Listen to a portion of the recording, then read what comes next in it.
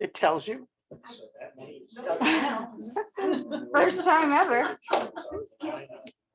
Can you program it to have different accents and stuff? I would I like, prefer Australian. okay, I can go with that. I was gonna say British, but Australian is That would fine. work too. Australian or Irish.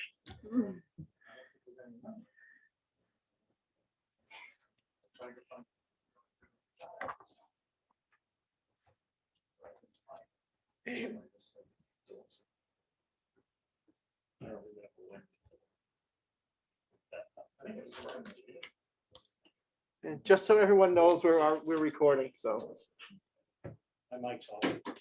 either way. Just so you know. Horn. Just so you know. Say what you want to say. Can you hear us, Julia? Fine. I can, thank you.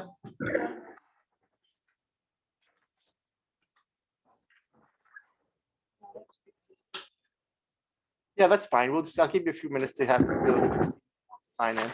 I asked. We can start a few minutes late. Requisition. Jim's gonna be a few minutes late anyway, so Purchase it works out. And half ended like, So A minute ago. yeah. I don't know how urgent it is to get the order generated. No, we could do it in July. I just don't know if that money is still available. Yeah, it's $24.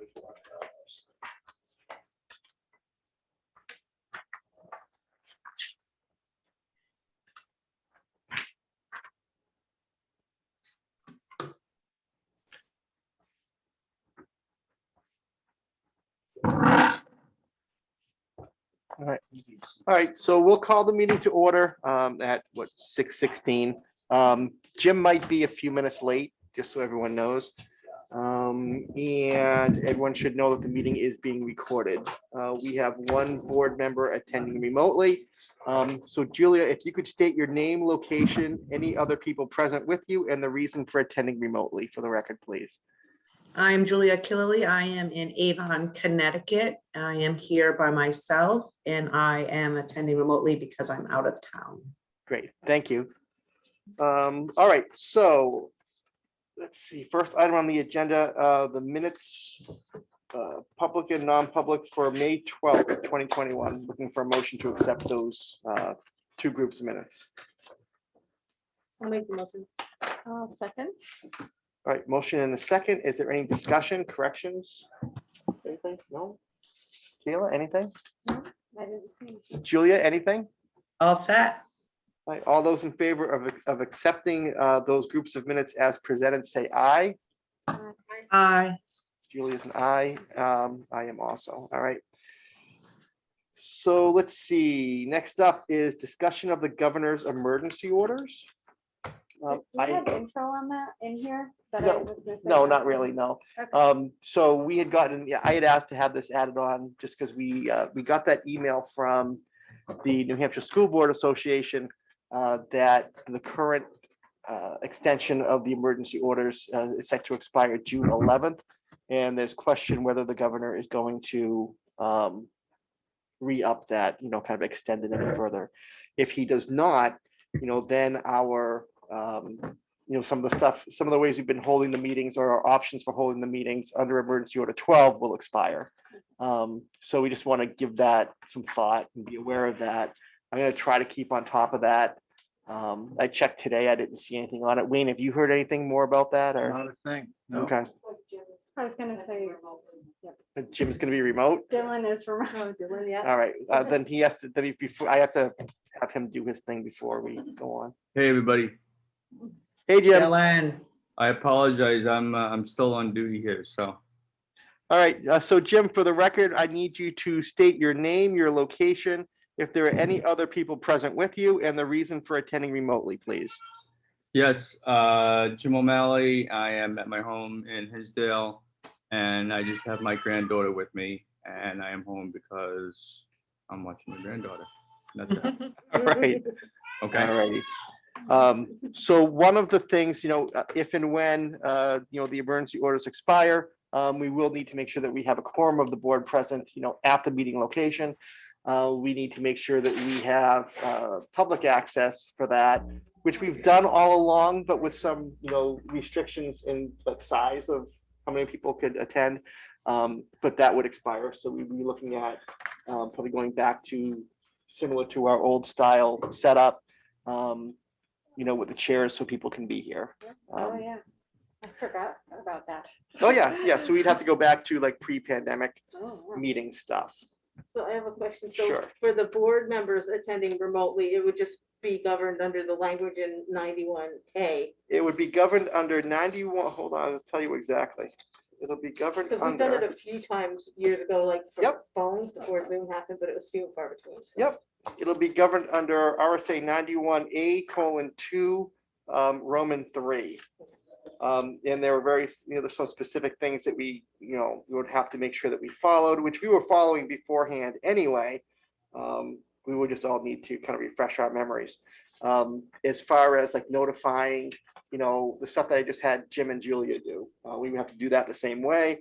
And it's make sure that, we were providing public access to the meeting. So basically, as long as we have an in-person quorum, we can still have people Zoom in if they need to? Yes. Okay. Yes, as long as we have, and, that's with the exception of an emergency situation and because you can still have an emergency meeting where you can have, hold on, whatever, trying to see, just being electronically, there's something about emergencies in here.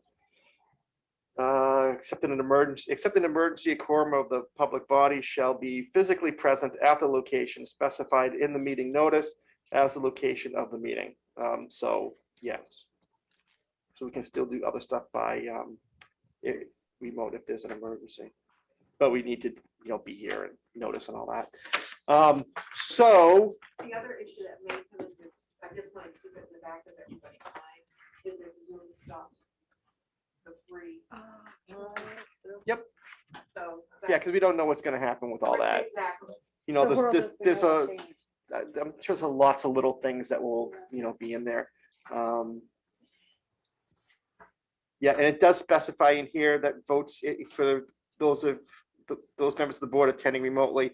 I do have to make sure that we're taking those votes by roll.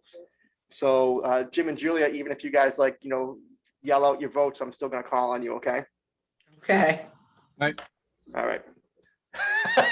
Or at least confirm, all right? I don't want to sound like I'm Thumbs up. calling you out.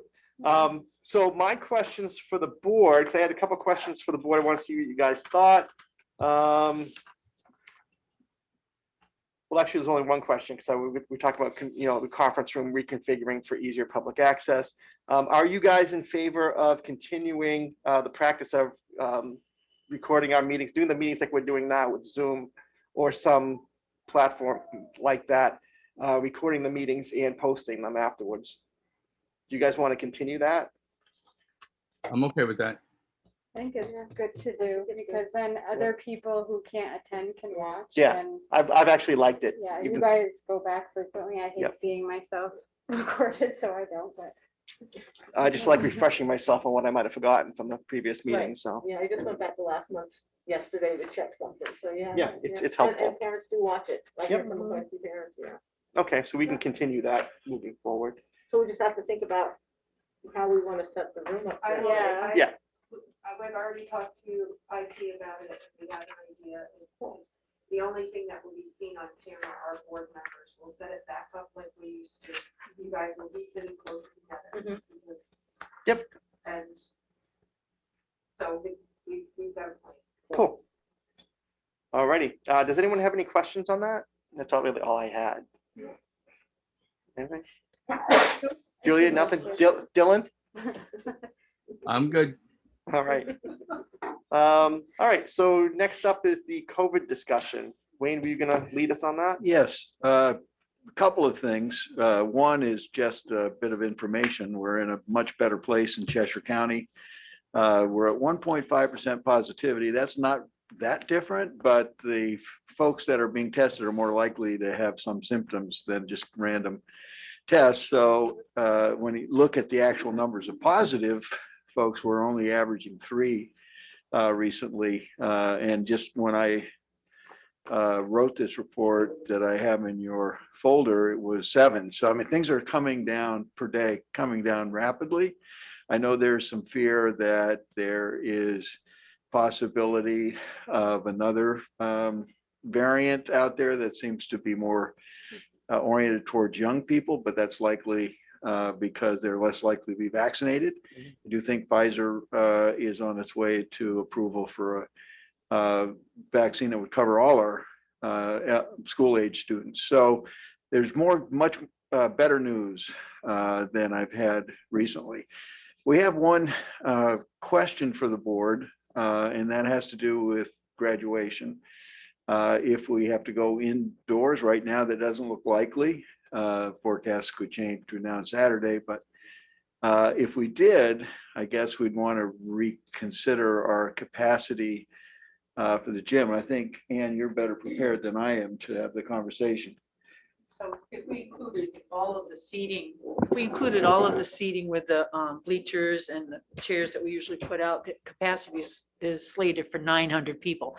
We've never had 900 people in there, nor, I don't think. I wouldn't want to be in there with No, 900 people. that would, And usually if it's Grand. inside, we give the students 10 tickets. And so a student plus the guests. So we're looking at maybe approximately between 300 and 400 people if we do that. I don't think it would approach 400. And you know how hot that gym gets. Yep. So I do think it's something to consider. This year we have Chris Roberts who's going to live stream class day. Of course, he can't do it outside. There's no Wi-Fi out there by the gazebo. But should we have to have it in the gym, possibly he could live stream it that way. If there's people who would like to attend, but because of the heat or the limiting in size, we could talk to him about that tomorrow. So we have some backup plans, but I think what we're looking for you to advise us in is it still okay to give each child 10 tickets for their guests? I don't see why not if we have the room. yeah, and it's voluntary. It's not like anyone has Right, to, so right. I feel more comfortable with that. And inside, we would expect people to wear a mask. I'm not sure about outside, what your feeling is if it's outside about the mask policy. Can we, before we go, Yeah. so, the capacity, so for class day, you're limiting it, right? Oh, So- absolutely. Class. So what's the amount of people, just to compare? Just to compare, usually on class day, because it's a work day, we don't get a lot of parents. I'm going to say maybe we get 100 parents, 150 parents tops, and we'll have the students, only grades 9, 10, and 11, sit in each section of the bleachers. And our biggest class sizes right now are about 35 kids in the high school, so that's not going to be a problem.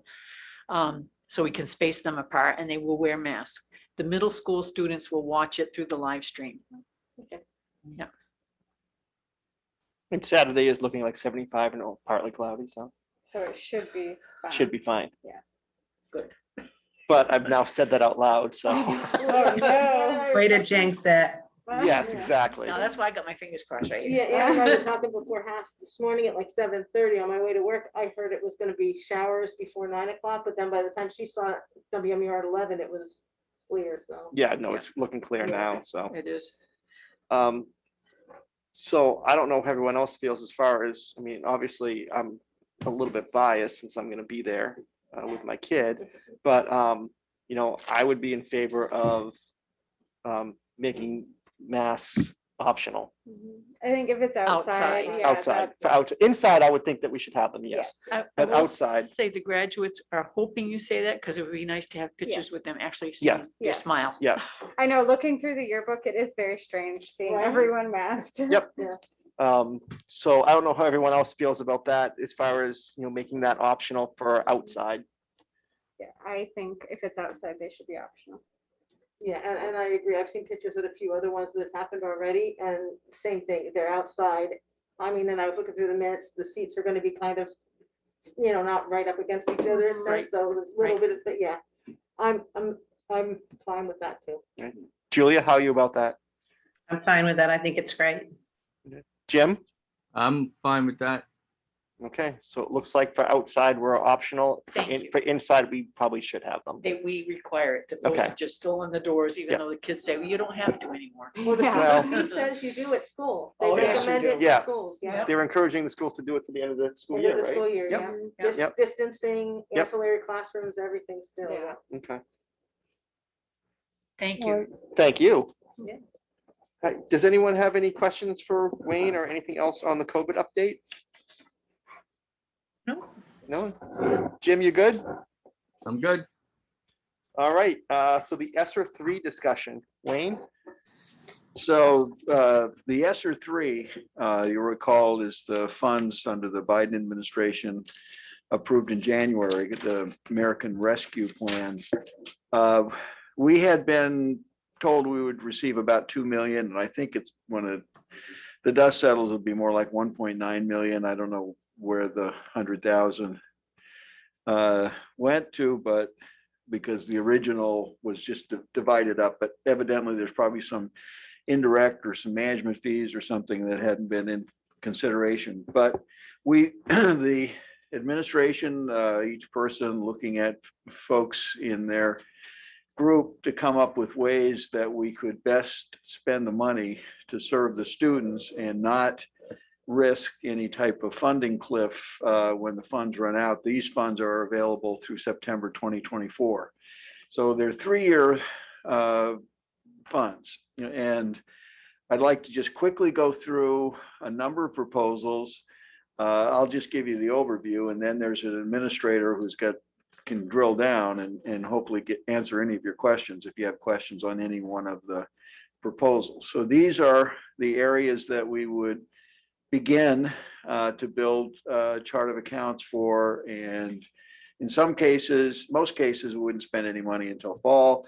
In some cases, there may be a contract we would need to sign or a person we'd need to hire, in which case we'd need to move on that a little more quickly. But the actual expenditures are not likely to happen until fall. And given that these are up to amounts that I'm going to go to today, and even if we spend everything that I'll talk about today, we'd still have about 350,000 left. Don't anticipate we'll spend all of this, but here are the proposals that we're talking about. The biggest proposal is the Hinsdale Education or Hinsdale Elementary School has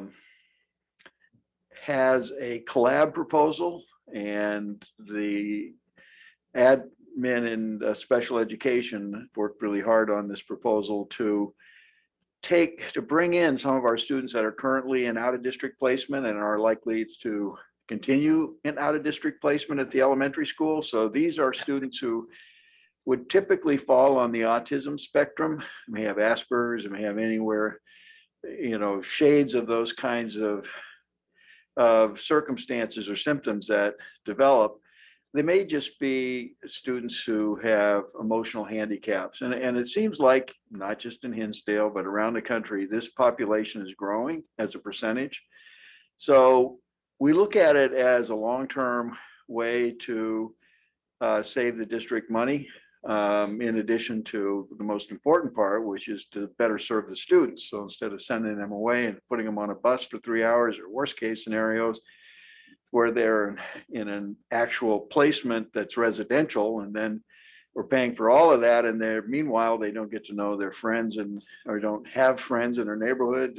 They're not part of the community. And with Hinsdale being such a tight-knit community, I think it's an extra loss to those students. It might not be the same in some areas of the country, but this proposal we're looking at a 2-year proposal, about 160,000 a year for everything. It'd be a consulting group that would come in. There would be no employees of Hinsdale we'd hire.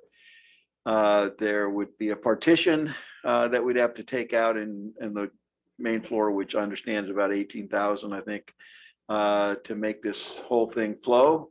So about 160,000 a year for 2 years. At the end of the 2 years, determine if we're actually saving money, and if we're not, we're just back to our other plan. So that would be a decision in a year and a half from now. The board would have to decide if, yeah, this is in it, we can afford this program. Kids' needs are being met. So that's a big conversation, maybe, that and Julie's prepared to respond to it. The next one is only for $2,400, and that's to train 4 of our elementary school paras in research for better teaching. So that's just to give our paras better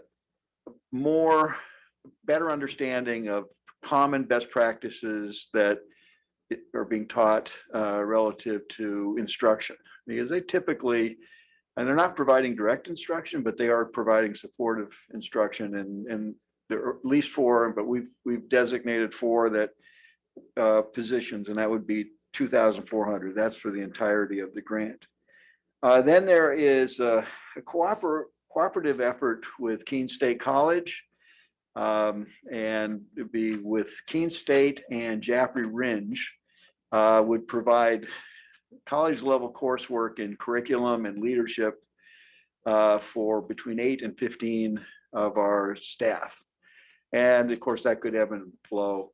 Somebody might say, okay, in the fall, I want to take part of this, but maybe in the spring I can't, but maybe somebody else could. But we'd have to have at least 8, otherwise we wouldn't be able to run that program. And that's about 33,000 for the 2 years. And that includes about 1,500, I think, might be extra in materials. So this is once the staff members complete this program, if they wanted to go on and get a master's, or if they wanted to add, I mean, these would be courses that they would be taking to be taught by certified college level, and they would be in a group with Jaffrey Ringe staff and Hinsdale staff. So I think, for what we could get out of that, I think that would leave the district in a better place down the road when the money is, not available. The after-school tutoring program at the Hinsdale Elementary School, we're looking at about 14,000 for that. And the catch-up learning is a huge part of this grant.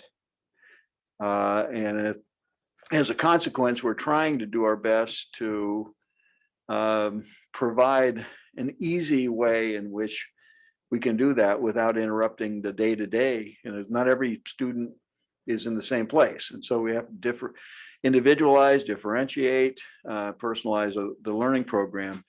To make that run, we really need an after-school bus. We had one for several years, and that'd be about 13,500, and that's for the 2 years we'd run the program. And that after-school bus would also include middle school students that would be in an after-school program there. Be few of them. It depends on the number. We're very keenly aware that mixing, large spans on the bus doesn't always work. So we would be very careful with that. The 6th one is a reading coach at the elementary school and a math coach. And those for 2 years, it'd be about 27. Of course, these aren't full-time positions, but we're looking at gaps in learning that are really magnified by the COVID experience. And this would be a way to help support our staff and support our students without adding burden to teachers who already are trying to manage with the emotional piece of catch up as well as the instructional piece. And then we would have also a math and a reading interventionist at the elementary school. And Joe would have to speak to this, about 35,000 per year for each interventionist. So we would have coaches, which would be less expensive, about 27, and then interventionists. So we'd be pushing a lot of support at the elementary school for the next 2 years.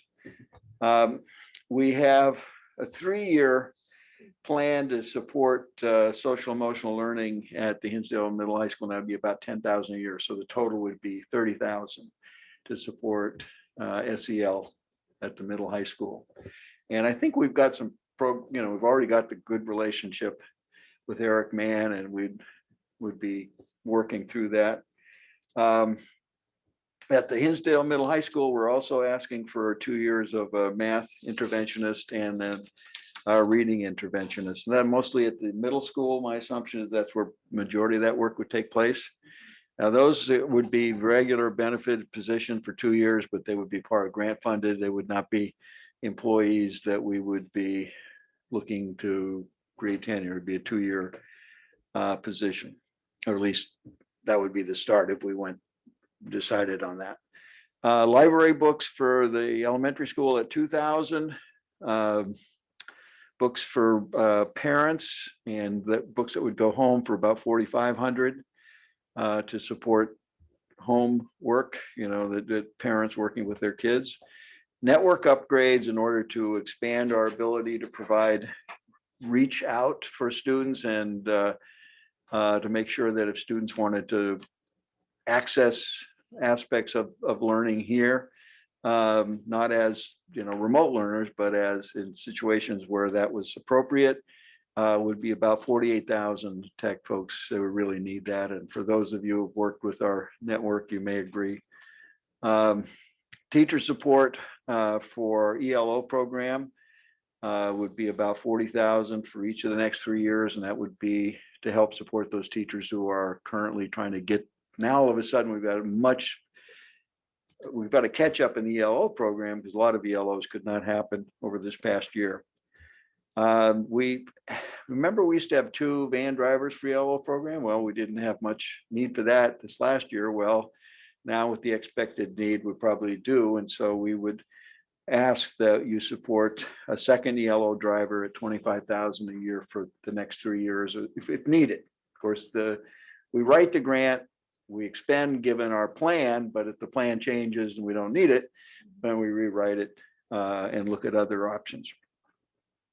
Job embedded PD for staff, K-12, we're looking at about 70,000 per year. We know that teachers do not want to, right now, they're recovering as many of the families are that have gone through this, unusual and traumatic year. So this would be the way in which we could use study hall time. We could use we could bring people in for like half a day to actually teach some social emotional learning, some PLC work. If their first grade teachers could work as a block. And these would be consultants that would come in, and we're looking at about 70,000 a year to make that happen. That would be the upside or the ceiling of that request. Number 16 is the grant accountant, which we've been talking about. And currently we had also this into SR2, but we're not using it because our current business administrator is able to manage it without the additional support. But we don't anticipate that's always going to be the case. Grant manager at 13,000 a year, and that's just to make sure all of the grant expectations, not just writing it, but unfortunately keeping track and all of the government reporting, which seems to be more onerous all the time.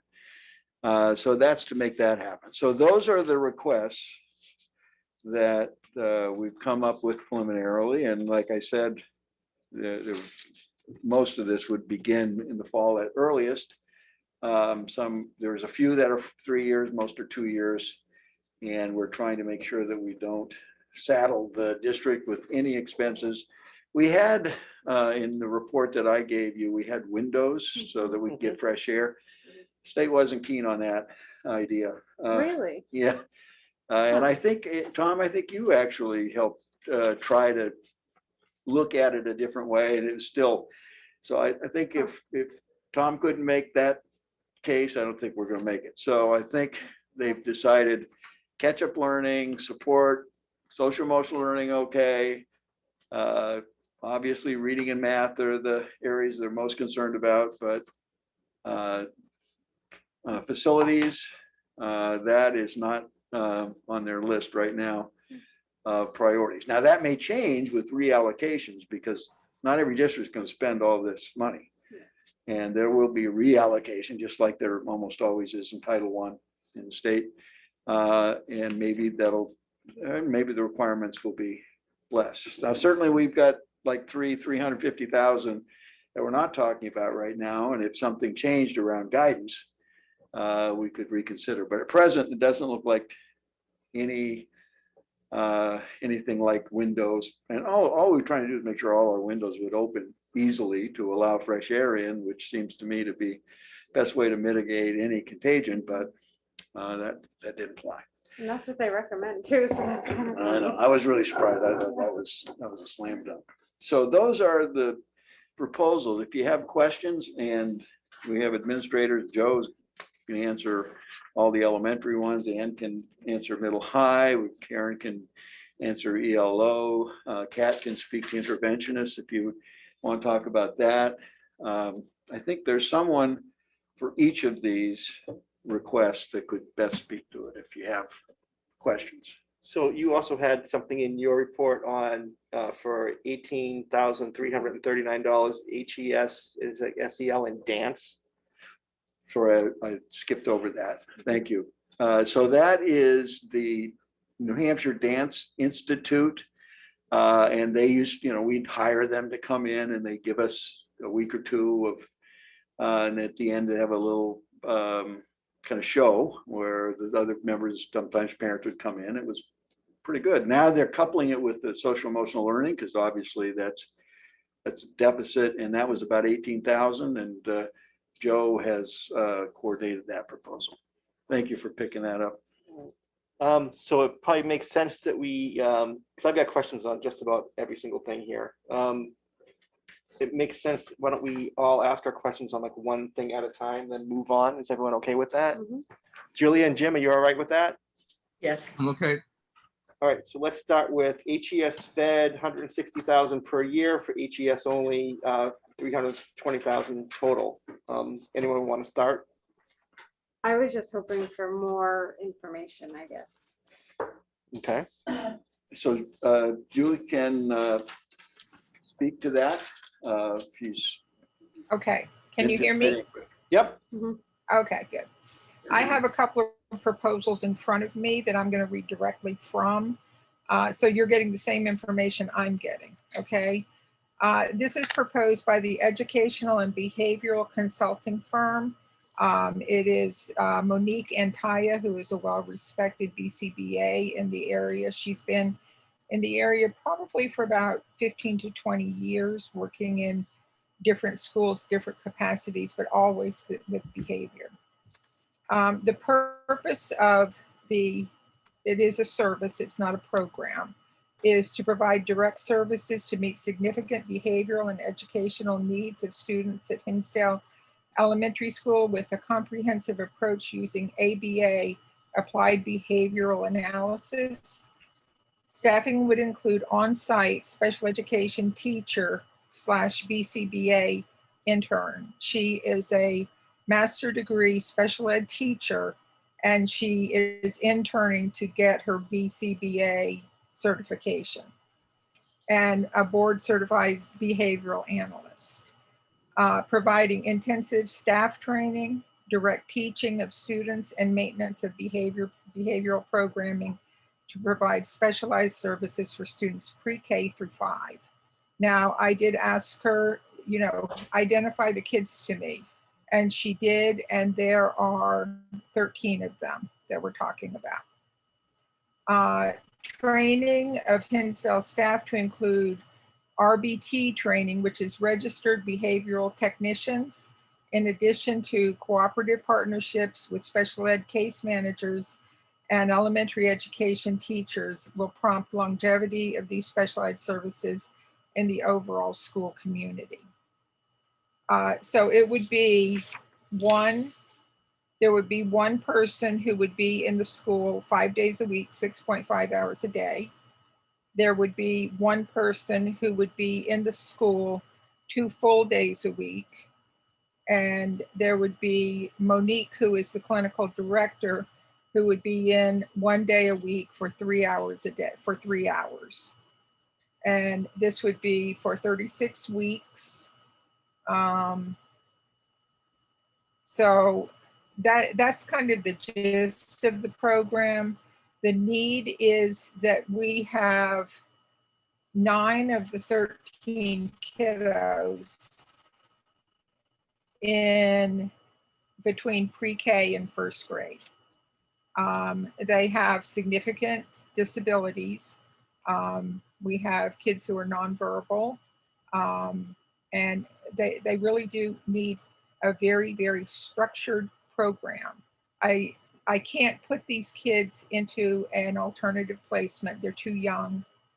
And so this would be a way that we're not just, having them in our school. We would actually be she is making great gains. She's working in the school 2 days a week right now, Monique is. And she's made great gains with the kids that she's able to work with, but there's a huge need over there at this point.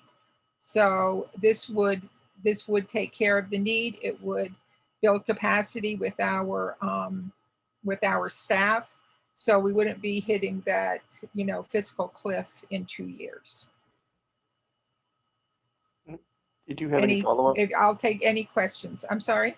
So my only other question about that was just about how much money would we end up saving by bringing them back to district, just thinking sustainability.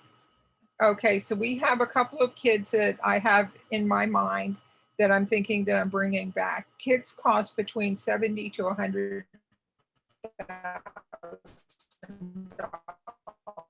Oh, no. a year, which would include transportation and education when you're out. These 13 children that I'm talking about, if we don't do something with their education in these, these very early years, they are potentially out as they get older. They'll be in alternative settings as they get older. So my feeling is if we bring 2 of these kiddos back next year, then you've got between 150 to 200 in that 1 year. The 1 year cost of this is 160. So you're in the ballpark. And it just seems like a win-win to me. I mean, I would be very excited to have this program up and running. You all know I'm retiring in a couple of months, so I'm not going to be able to be here to see it, but it is something that we've needed for a long time. And the opportunity when we have this grant money to do something like this and build the capacity within the school is something that I really do believe in. Holly, do you have anything? About that, no. Jim, do you have anything on this one? Yeah, just can you just clarify about the partitioning? Where is the physical space going to be? The physical space is on the first floor of the elementary school. It's in the old part of the school. It used to be a pre-K room. I would like to have Joe address the physical space because he's more knowledgeable about that than I am. So it is room 150, which is directly across from the current nursing and guidance office. The partition would go, Mr. Lee and I have been looking at it, and we've got several partition companies to take a look at it too. So the partition wouldn't necessarily divide the classroom directly in half, but it would be a folding type door so that it could return to a full sort of classroom space if necessary in the future. Gives us that adaptability. And talked with, laying the groundwork for this, talked to Monique about that space with the partition, approximately where we would think it would go. And she feels like it's a suitable space for her. Her space would be the space where the seclusion room is. And then the other side would be used for the guidance counselors. Their office spaces are too small to have parent meetings. So that's where they would have their parent meetings set up for the other side of the room. And that's directly across from the guidance office. I will say that Mrs. Antaya has done wonderful work with the students that she's with. And teachers would love to have her to be able to expand what she trains, but she's there providing direct instruction with the students. And this program would enable the people that will work for her to provide that direct instruction, enabling her to be able to provide that professional development for all the teaching staff, like Julie was talking about, expanding the capacity of the classroom teacher to be able to meet the demands of these children. And the only other thing I want to say about it is that we really, you don't have a crystal ball, but with the situation and socialization that did not occur for young children, we're going to have students that look like autism for a long time, I think, well, a long time, I bet you for the next 3 years because of this situation. Some children have never known what it's like not to have a mask on. So They don't remember what it was like before they wore a mask. So that's it. Anything else, Jim? No, thank you very much, everybody. Julia? I'm all set, thank you. All right, so most of my questions were answered with your questions. I just want to make sure, so if this is something that we do, I want to make sure, absolutely sure that I'm hearing this 100% correctly, that if we move forward with this for 2 years, that the board, whoever is here on the board at that time, is going to be, brought into making the decision whether or not we continue this, and it's not just going to be placed in the budget for an ongoing thing.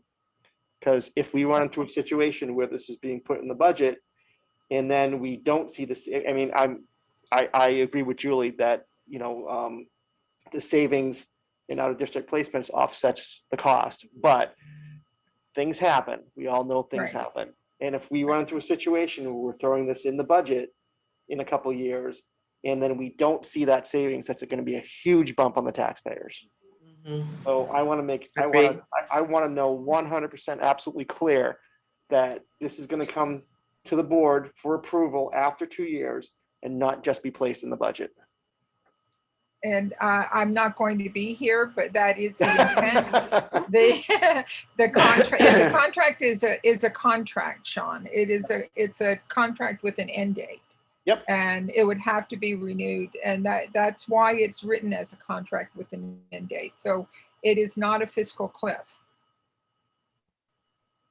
And we can make sure the new Juliet knows to kind of track the spending and knows that needs to be. Absolutely. Highlighted. This will not be something that's paid in a lump sum. This comes in child by child, hour by hour, day by day for 2 years. So it will be tracked, and they will also track the progress of the children. I mean, there will be results of the program that we will be able to present, and also building the capacity of the staff. So, we can move on without this level of support after 2 years. All right. So that was my last concern. You guys answered all my other questions. Does anyone else have anything on this? Julia, you good? Good, thank you. Jim, you good? All set. All right. So Thank you, everyone. Thanks, Julie. Thank you. Thank you for your work on that. So let's move on to the HES para training for $2,400. Who wants to start with questions on that? Ollie? No? Can I just clarify something? Sure. So that the RBT training is for the pairs that will be if that program is approved, which just was, those staff members will be working. We're just answering questions. Right. We haven't approved anything. Well, let's assume it's approved. So that training is for the pairs that would be working in the program. This 2,400? That 2,400, that's the building capacity of the staff that we were talking about, how the pairs will get trained this summer to be able to work in that classroom for the fall. All right. So So go ahead, Julie. I'm sorry, I wanted to interrupt. On the proposal, it says additionally, the company will provide 12 weeks of RBT training, up to 4 RBTs, which are the 4 paras, from September 21 through November 21 at 1 hour per week and up to 3.75 hours per week of RB training supervision from December 21 through June 23. So at the way that the proposal is written that I have in front of me, it's September through November, and then supervision from December through the end of the contract. And yes, those would be the 4 paras that would be trained should we sign this contract. All right. So this $2,400 is really part of, well, is it? This, the $2,400 is, it is a part of the It is a stipend for the paras who are taking on this extra responsibility. Oh, so it's the paras. All right, so the staff training that we were just talking about, is that for all staff or just for these 4 paras that we're talking about? The staff training that we had the bigger conversation about is for all staff. Okay, The very targeted training for the RBTs, the registered behavioral technicians, which is a certification program, is for the 4 paras. okay. So we're really looking at the 320,000 plus the 2,400. Yes, the 2,400 is a stipend. The big contract includes the training. Okay. And what did RBT stand for again, Juliet? It stands for Registered Behavior Technician. Thank you. I apologize. My acronyms from my past experience with RBT was Research for Better Teaching. So big mistake on my part. Oh, I thought that was like the name of the program, and That's that what was I- the name of the certification. Yeah, I thought too. Okay, so I will cross that out.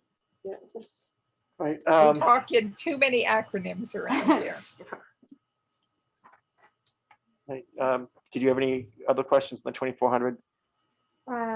I think I'm. Good. Julia, did you have any other questions on the 2,400? No, not on the 2,400. So this whole, we're talking 320 plus the 18 plus the 2,400, correct? Yes, but the 320 is what we pay, the contract that we sign with the company. The Right. 18 is the partition, and the 2,400 is the stipend. Thank you. Jim, did you have any other questions on the 2,400? No, I'm okay. All right, and you said you were all set? All right, so let's move on to the leadership training, Jaffrey Keene State Partnership. That was 2-year program at $16,500 per year. Julia, why don't we start with you? Do you have any questions on that? Yeah, my primary question on that is who's going to participate in this program? How do we choose who gets participated in it?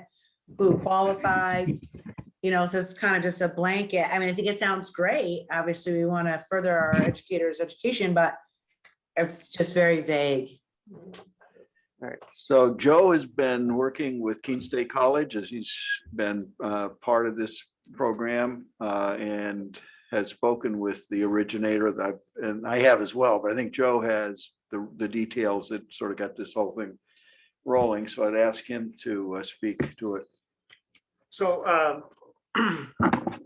So it would be open to any teacher that even has a master's degree currently, they could get a second master's.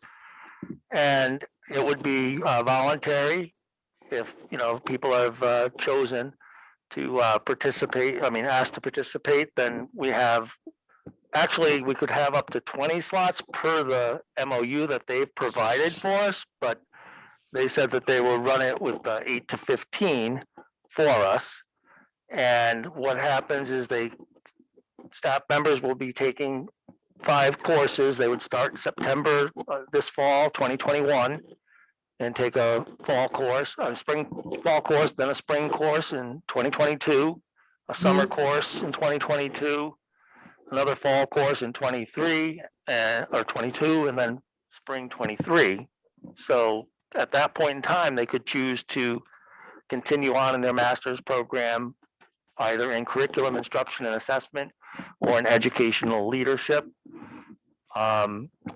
Some, like the details of the courses, like at Jaffrey Ridge, where they've already gone through the cycle once in Keene State, some of the classes were offered on site, so the teachers didn't have to travel. Other ones were offered in a hybrid environment where they were either online or sometimes on at a class in person up at Keene State College. So that will be kind of variable, the delivery of instruction.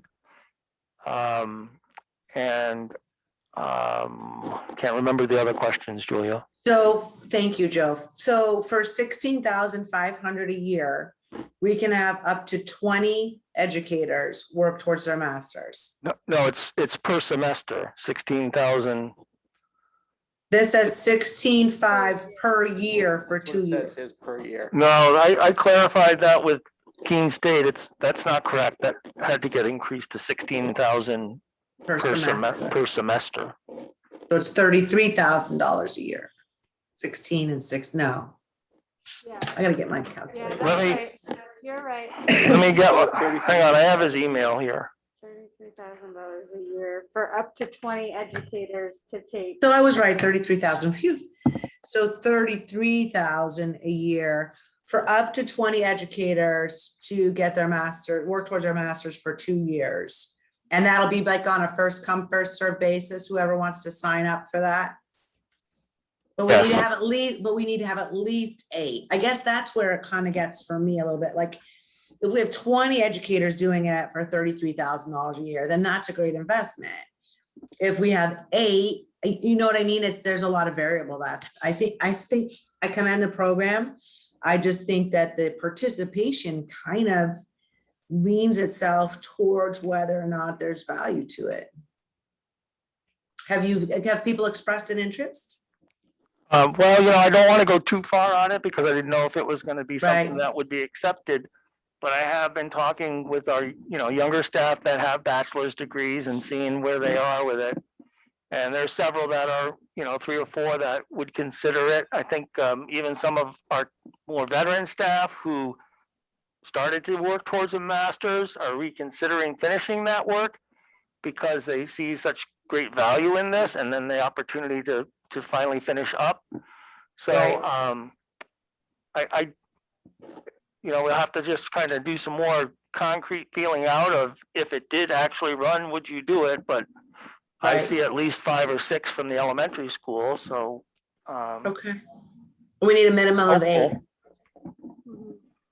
We need a minimum of 8 to commit for 2 years. Yeah, it's not just the elementary school though, it's the district. Right, but the district needs a minimum of 8 to commit for 2 years. Right. Okay.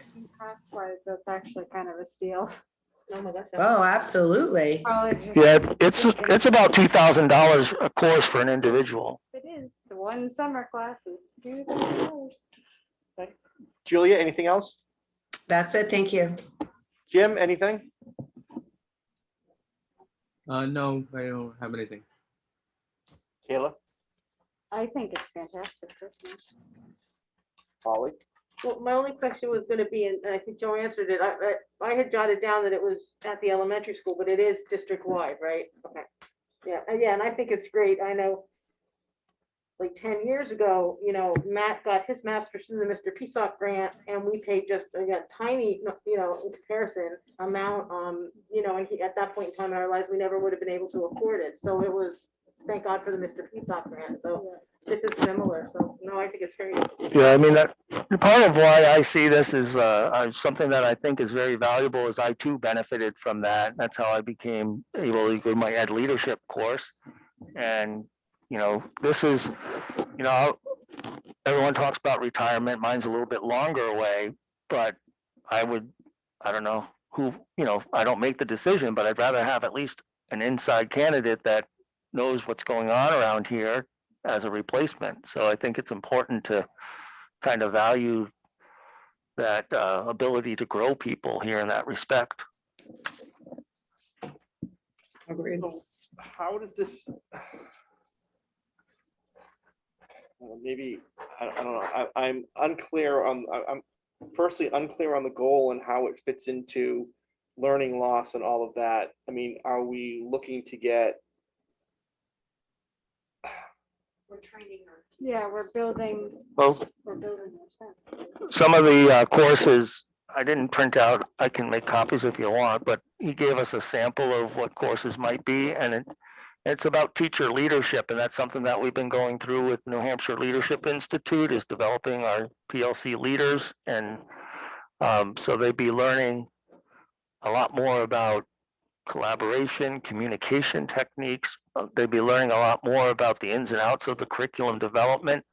It would just, overall, I think it would prepare people better to be teaching in front of today's learners with most up-to-date research on what's going on.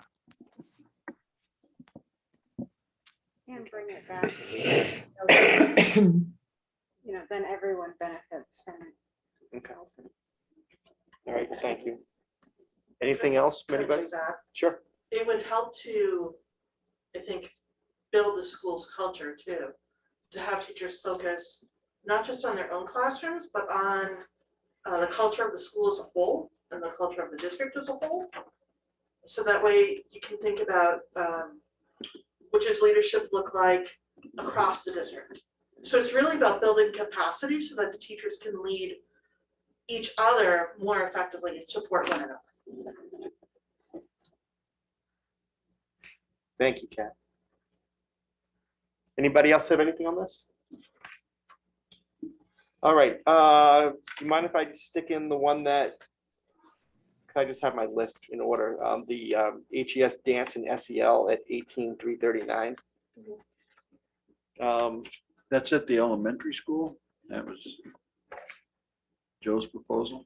Well, I think that's what I pulled it from your report. Yeah.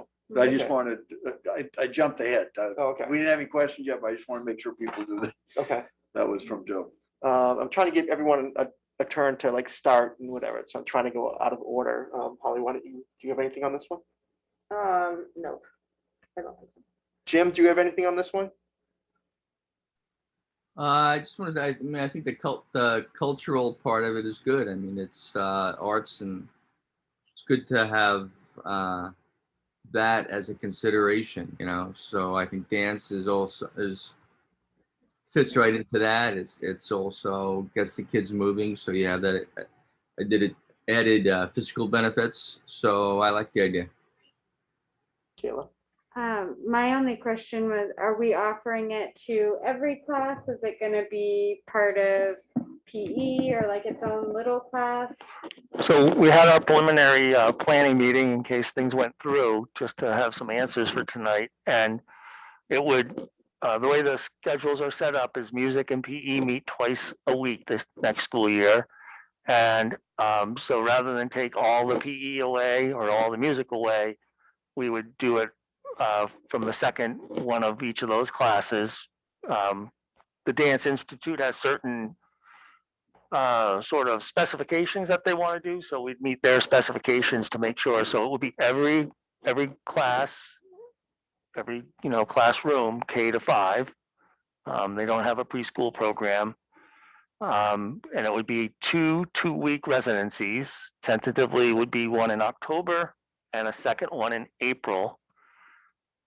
And at the end of each of those 2-week residency periods, there's a large performance. And personally, I think it's better to do those during the school day in the late afternoon. It seems like people are really able to come to Memorial Day and celebrate that. So I think we'd be looking at trying to do them during the school day to be able to make sure all the kids that participated in the program also are able to participate in the final performance and get the value out of it. That they do have the SEL sort of tie-in that they've done, and the people that do it are just extremely dynamic. You can tell they have a passion for what they do, and the Dance Institute has a really great reputation. Julie, did I call on you yet? Okay. No, but I agree with Jim. I think it's great to bring in anything that provides this kind of culture to school. Okay. Can you, Joe, can you speak more to how dance and how this ties in with SEL, dance and SEL? So their theme is called Finishing Up. They're related to the Mar Marathon. They've had a connection with that. So they're tying their dancing into perseverance, resilience, also, being kind to others, being cooperative. So they tie it in through, the mindset of their effort that you have to make, and that dancing's not necessarily for everybody. You would probably laugh at me if I tried to dance in front of you, but that it's okay to take that risk and build up your kind of your self-esteem. So they have a really solid program. And they also we we didn't go into details, but they also even really tie it well into academics, according to the representative, Lisa Cook was here visiting us. So just to piggyback on what Joe just said, I didn't realize that that was tied into the DeMar Marathon, but that's the Clarence DeMar Marathon at Keene. And in my younger days, I've run that several times. And Clarence DeMar was a Keene resident who was one of the original participants in the Boston Marathon. And he's sort of a local legend. And I think you can also tie that historic perspective into this with that aspect.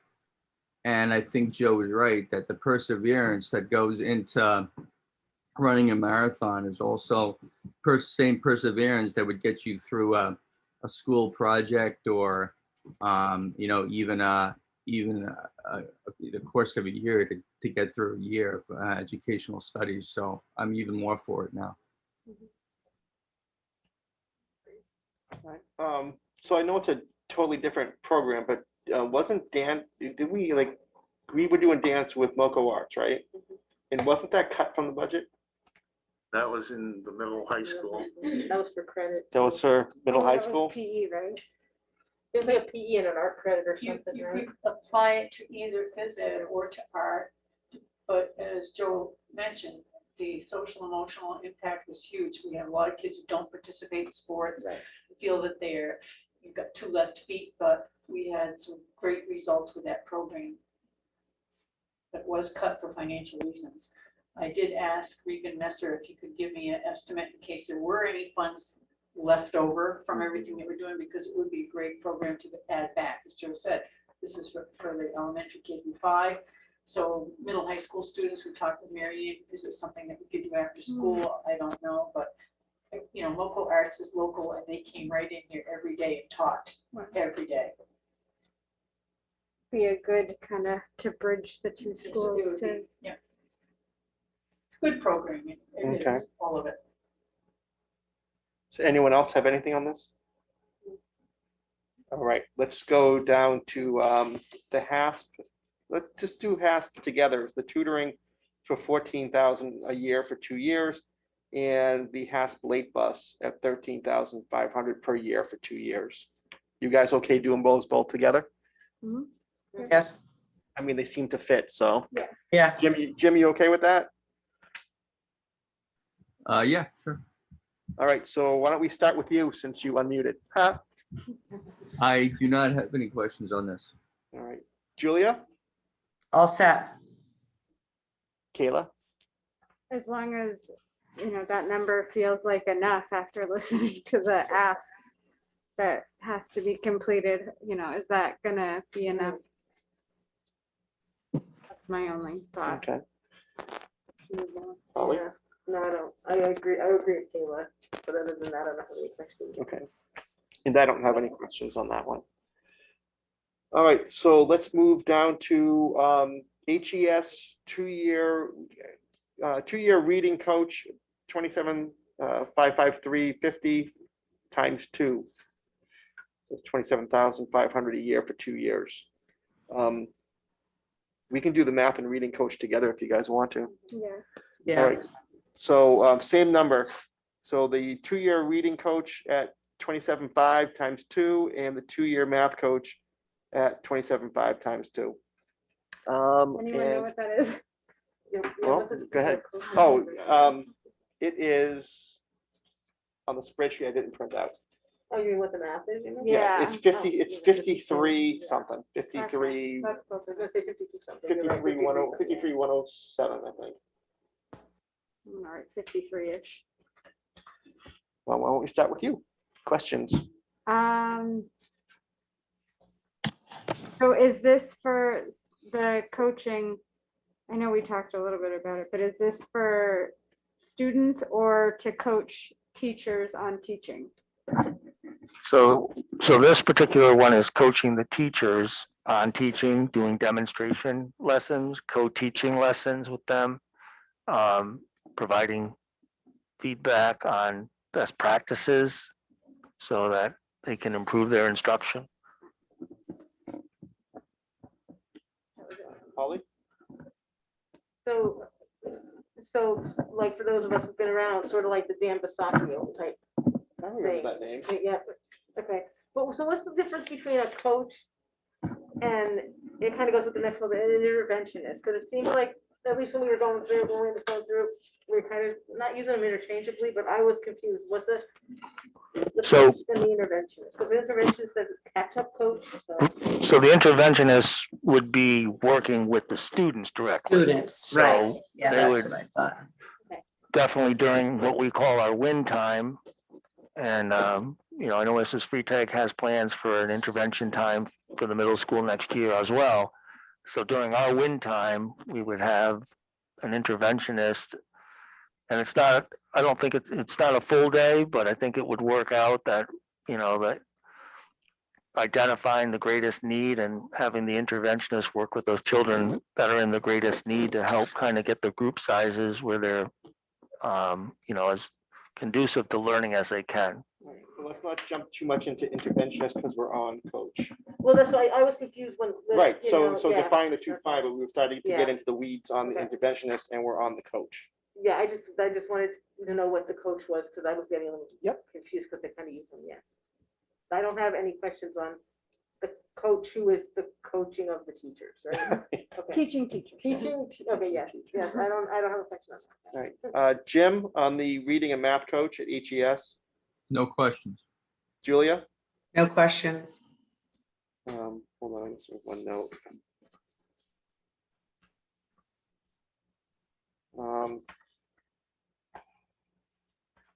So my concern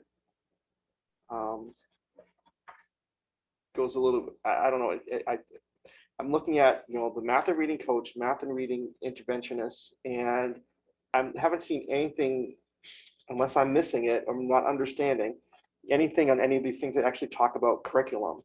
And to me, if we start talking about needing all of this help with coaches and interventionists, bringing on extra people, you know, doesn't that kind of support the claim that we should be looking at something with curriculum? Am I wrong? I mean, I could be wrong. Well, I think we wanted to look at curriculum, but that was kind of a big job, so. But if we're not looking at that, is this a fix or a Band-Aid? Do you know what I mean?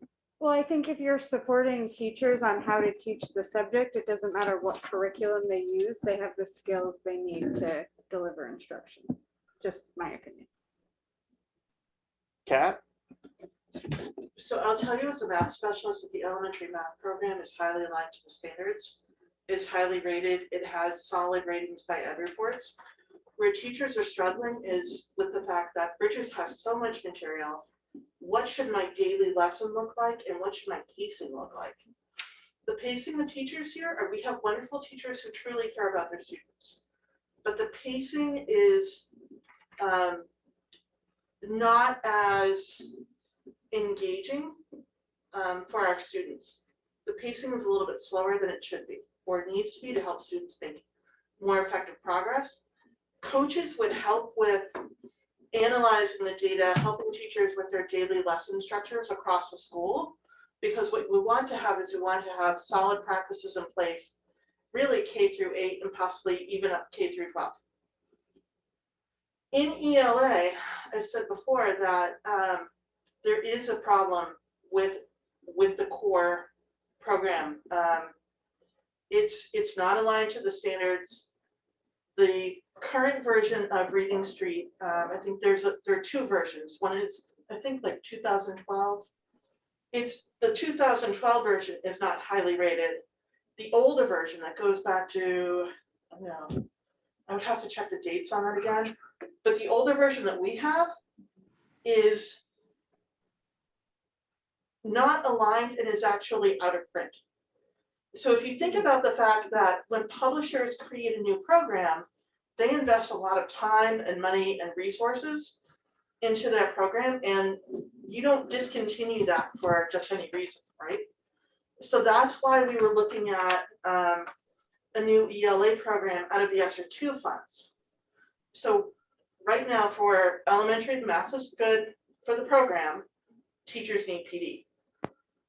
For ELA, the program is out of date. we've been looking at wit and wisdom and expeditionary learning. Teachers were feeling understandably very stressed. They want an additional year to review those programs, but the plan is to purchase something using SR2 funds.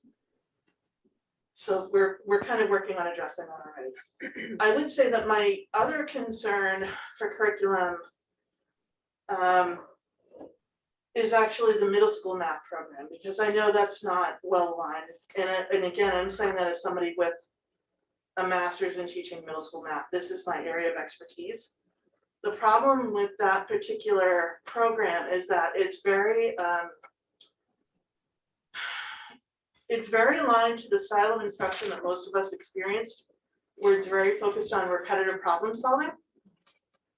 The Common Core is actually based more on critical thinking skills, being able to think flexibly, presenting students with a new situation, and having them engage in productive struggle and perseverance. So there's a mismatch between where we want to be in terms of the standards and where the program is. There are free programs available. There are open source math programs. So you don't necessarily need to purchase an additional middle school math program if you don't want to. There are several out there that are already aligned. Yeah, I use Eureka. Yep, Eureka's awesome. I love it. Me too.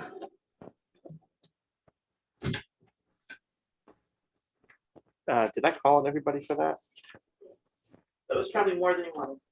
No, actually, that's what I needed. All right, so let's move on to the interventionist now. So we've got the HES 2-year reading interventionist at $35,000 per year, so that's $70,000 total for the 2 years, and same for the math interventionist, and this is at the elementary school. And Holly, do you want to start? Yeah, so what do you mean, and maybe I'm just still not wrapping my head around it. I get the interventionist works with the kids, but what is this? Why does it say catch-up coach in parentheses? I think because we're mixing the terms, I'm just getting confused. Yeah, that was not my term. I think Oh, that was okay. Mr. Woolridge's term. I don't know. So I was just referencing the catch-up learning relative to the COVID Oh, okay. issue, and I knew that would be language that would fit well in a grant ask in regards to those adjudicators that decide, and so I did throw that in, but that is, I'm not being disingenuous. I do believe that we need catch-up learning for students though, and not, this isn't the teacher thing. Okay, so that coach there, the way you're using that term has nothing to do with the coach in the previous one. Okay, good. That's where I was getting myself confused and I just couldn't get my head out of trying to, wrap my head around it. So no, I don't have any other questions. All right, Julia? We're talking about elementary school right now, because my big question. Yep, the 2 elementary school interventionists. Okay, well, it kind of ties into the Hinsdale Middle High School interventionists. I'm wondering why they're twice as expensive. Yeah. Okay. So they kind of tied together. So that's just a question for whichever now or then. We can ask it now. Joe can speak to the elementary, and the regular staff with all benefits full-time and can speak to that. So, so I was looking at this as more of a part-time position to try and attract somebody that might be retired and interested in coming in for half a day at a time. So that's why it's a little bit less at the elementary school for both spots. Okay, that answers that. Thank you. Anything And else? the middle high school will be a full-time benefited position? Yes. Yeah, okay.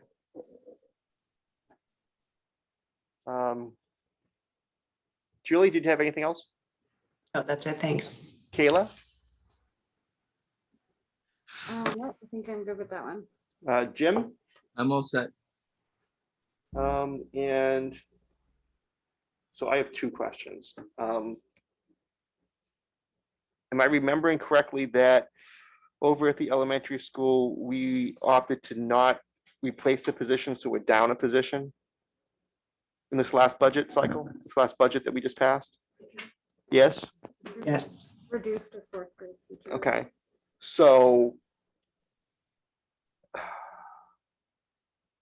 it's kind of, I have the same question on a couple of different things here, is why we agreed to reduce positions and now we're pulling positions in with this money.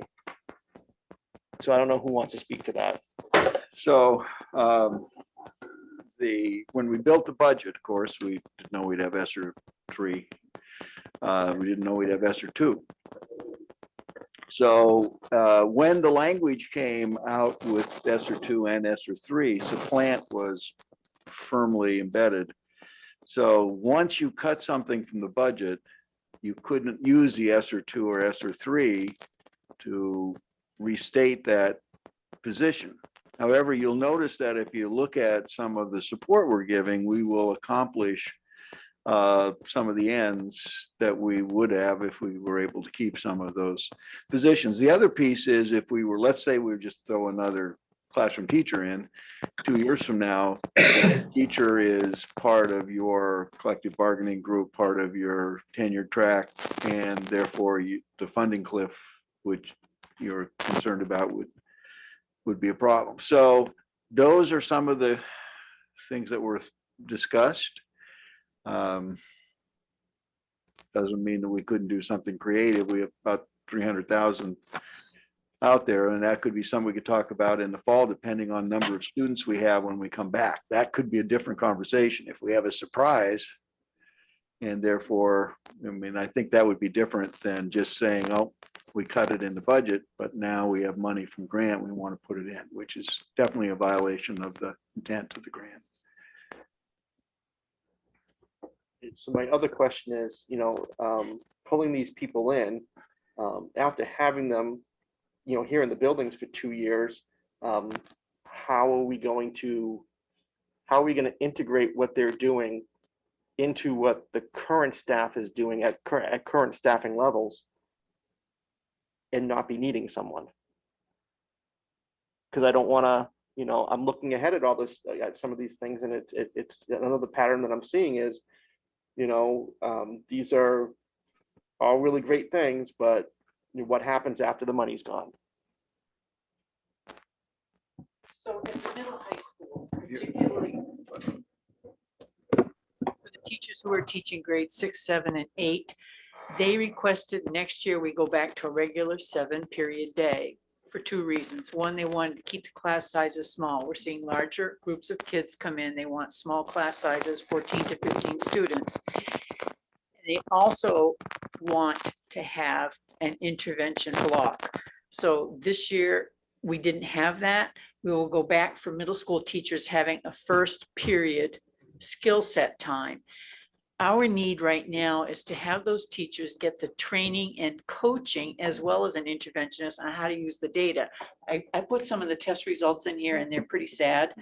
I mean, we started out the year, I thought we were doing well, but kids are fatigued. They did not test well this spring, and I'm not seeing the achievement levels that I would like to see. And I think teachers are a little discouraged with it too.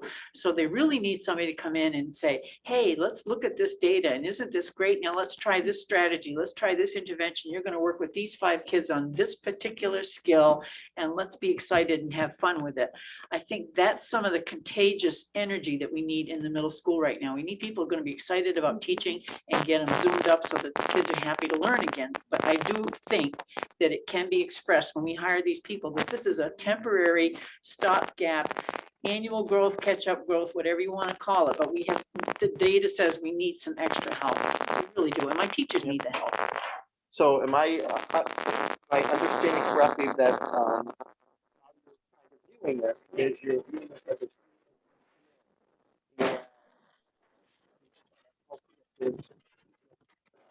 a better term program off the ground, and to train the staff and give them the tools so that they can take it over once this is done. Right, Is that and as a full-time accurate? position, it can be an interventionist that may go into a classroom. There may be some pull-out with some kids for specific things. Mhm. I think we want to be flexible, and I want my teachers to help determine how is this going to work best for you and the kids. We do a lot of decision-making around what's good for teachers, but also what's good for kids. So I think we can frame it that way, that this is a 2-year intervention that we're going to try. We're going to get the teachers used better used to using the data. I have teachers who have come and gone and they still don't know how to use the map data. Map data is our longitudinal growth data. We have teachers who don't even know how to find it. So it's a challenge. Joe, would you say that would be the same in your building? So especially when it comes to the instructional coach, Mike, I've been in contact with Bridges Math, trying to identify somebody in our area that would be the instructional coach for us. They have all the, knowledge of the Bridges Math. In the meantime, staff members are using some of their PD money to go to the online Bridges Math Leadership Institute to build that capacity so that we have local strength in it. But we won't have that next year. Miss Robel took part in it, as did Mrs. King. So we'll have Mrs. King available. But I'm not saying that I want to use her as the instructional coach because I want her to be focused on her classroom teaching. But to have somebody from Bridges in our area that could be the instructional coach and visit us and help with that. And we have a young first grade, projected young first grade team and other young and new and inexperienced teachers when it comes to reading. I'd like to bring in an experienced reading teacher who could coach them on best practices and incorporate also some of the new research that is involved in the science of reading. So I do think that, over 2 years, we'll have the potential to grow our ability in our knowledge in teaching. And that way, maybe, I'm gonna say for sure, maybe that will be less of a need as time goes on. Thank you. Does anyone else have any questions on the HES interventionist? I just have one question, because, I don't know, what the job market, and how many applicants we're getting for our positions, but is it feasible, you guys really think you're gonna be able to find people to fill these roles? I mean, is that gonna be a problem? I was just curious. I mean, it's not like, I support it, but. I don't know. I can't answer that. I'll be surprised if we have these positions, if the board agrees to approve the positions, I'll be surprised if we have these positions filled in the fall. And I'll I make think it, we'll and I'll fill make some of sure, them. and I'll make sure that everyone is surprised and happy. Yeah, it sounded like you're on your way already, but finding somebody for the one thing, but. All right. Anything else on this one? All right, so let's, and we've kind of touched on this a little bit already. So the Hinsdale Middle High School, oh, wait, what's this? Oh, this is the SEL, Hinsdale Middle High School. Let's skip that for 1 second. Let's jump down to the middle high school 2-year reading interventionist and math interventionist, since we just had that conversation and kind of gave us some information on that. Right. Let's start with Kayla. Holly? I'm good. My question was answered. Okay. Julia? I think my question was answered since I'm the one that kind of dragged that right into the whole conversation. So thank you. Jim? I'm all set. And actually, I believe you answered my question too, as we were grilling Joe. All right, so let's see. That brings us to go back up to the middle high school SEL 10K times 3 years, so $30,000. So the counseling team, that's with Mr. Fleming, Mr. Crawford, Ms. Diorio, and Ms. Drogue, have looked at different programs. You remember, we looked at Choose Love, and we were, it's an online, it's free, but it requires a lot of teacher preparation. So, it's like one more thing. So this other program that they're looking at is called the BASE program, and it's online. Everything is prepared. It's very private with a kid and the advisor. And it's recommended by Eric Mann. So we think this is a good program. We've got a good price for it. And this would cover the cost of the program plus training for the full counselors. That's terrible. Work on it. Julia? So this is not Eric Mann, this is at a different program. This is for the program and the training for the counselors. This is separate from Eric Mann, but Eric Mann is aware that we've looked at both of them, and this is the one that we like. So we have a meeting with him tomorrow, I believe, tomorrow morning. But don't we already have Eric Mann in the budget for next year? That's not, he's not technically SEL. right? Correct. He's more, it's, Behavior. yeah, it's behavior, culture. Yeah. It's two separate things. So SEL is an actual, it's like curriculum.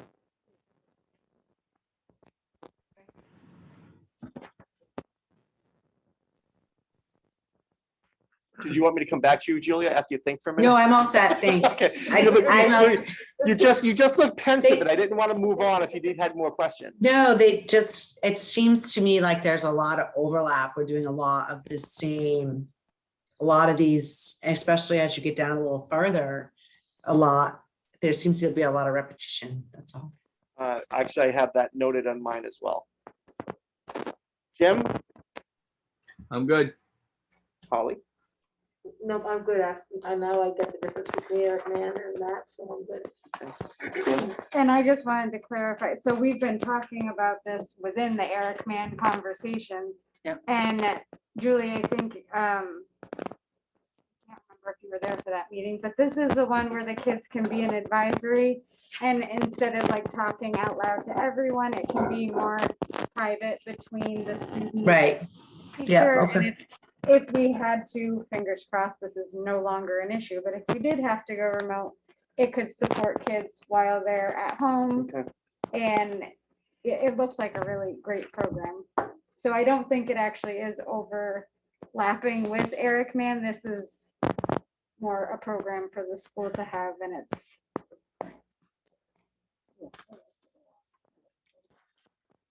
anything else on this one? I don't have anything on this one. Right, how about the library books? We've got 2,000 for the elementary school. We've got 4,500 for middle high school. And there was a note in Wayne's report about supporting reading at home. Great. So does anyone have a question? How about Kayla? I just say woohoo for books. Yeah, I'm always in favor of books, spending money on books, and that's great. Jim? Yeah, I'm in favor of books. I suppose, okay. Holly? I am also in favor of books. What do you mean support reading at home? That's my question as well. But I am in support of books. So we have, we've had a long-standing program of sending books home that they have the questions on one side of the page that a parent could ask, and then what you read to your child. So it kind of helps them, parents, through guided reading. And that's been pre-K to 2 over probably the last 3 years. So we would expand it all the way up through 5th grade. So everybody would have some take-home books to be able to use as resources at home, and hopefully do that 20 minutes of reading that we ask them to do each night.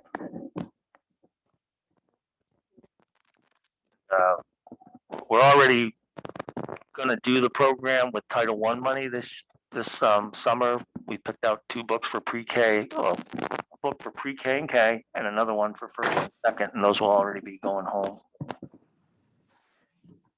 Hopefully they get here. And how does that work in your building with supporting reading at home? We ask kids to do it. No, we, Yeah, this is just for the HES. elementary school. Well, I have 2,000 for HES and I've got HMHS. I mean, at 4,500, I didn't see a separate note. No, there's no There HMHS. there is no HMHS. There's no HMHS, No. it's all So the elementary school. 2,000 will be in the library, and then the 4,500 is to send books home. Both at elementary school. They're both at elementary? Yeah. Yep. Yeah, so 2,000 will be books that are put into the library, Joe, I'm assuming? Yes. Okay, and then the 4,500 is to get more books to send home to support parents reading to their children. Okay. Make myself a note, hold on one second.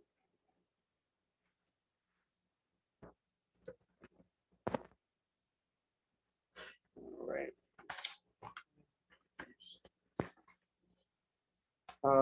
Okay, any other questions on that? Other than, I obviously misread that, so. Julia, you good? I'm good, thanks. Jim, you good? All set. I'm finding myself not looking up as often as I would like. So Jim and Julia, if I don't see you, just like scream or yell or whatever you gotta You do. got it. Okay, I'll scream. Thanks, buddy. All right, so next up, we got the district network upgrade at 48,000. Speaks for itself. So Debbie's here to speak to that if you have questions. All right, Holly, you want to start? Nope, I think it kind of speaks for itself, you know? Yep. Yeah. No, I don't have any Yeah. questions on it either because it's needed. Julia? Yeah, no, I'm good with it. Technology is always needs to be up to date, and I think that's a great way to spend the money. Jim, questions? No, nothing on this. Kayla? Just like, what are we upgrading? Not that I'm gonna understand what you say there, but. What we're trying to do is to provide additional capacity, so that we can continue to intertwine technology with the curriculum. And so right now, what one would refer to as the backbone of our network runs at 10 gigabit. I'm sorry, 1 gigabit. What this plan will do will to upgrade it to 10 gigabit. It's going to have to happen, I would say, at some point in the next 5 years. And I feel like this is a great opportunity for us to give some taxpayer relief so that we don't have to put this on the back of the taxpayers. We can easily move it into this ESSER money because it's about some of the ESSER money is to help support technology and devices and that type of thing for teachers and kids. So it just seemed like a perfect opportunity. Do we need it right this second? No. Might we need it in the next 2 or 3 years? Possibly. So we just thought this is the time to do it. Give the taxpayers some relief. I agree 100%. Perfect. Yep. Mhm. Yep. All right, anything else on this one from anybody? No? All right, let's move on to the ELO van driver, 25,000 per year for 3 years. Yeah, Did what I about skip the something? 40,000 a year? What did I skip? Teacher support Teacher for the support ELO, 40,000. right below network upgrade. Yeah, I'd like some clarification on when that $40,000 a year is for teacher support for ELO. Yeah, Oh, I'm following I don't- Wayne's I don't know. report, not. Yeah. I don't know why I missed that one. All right, so You have a question mark next to that. go ahead. We'll start with Holly. My question is the same as Julia's. Like, I understand what the teacher support, I think, because you mean for the teachers who are, you know, supported. I'm finding it with what you say, so I get that, but what's the 40,000 gonna be used for? So it's okay if Karen Please, answers yep, that? please. Can you hear me okay? Yep. Okay, so typically we have teachers, 3 teachers that oversee our ELO students. So they're certified teachers that can award credit to ELOs. And that's what we've done for the last 3 years. We've given the teachers, we've asked teachers who who would like to be part of that to join the ELO world, if you will. And so we have been able to support those teachers through working with their schedules. And Anne has been really supportive in saying, let's look at these teachers, let's see how we can give them time in their day to take on a caseload, if you will, of ELO students.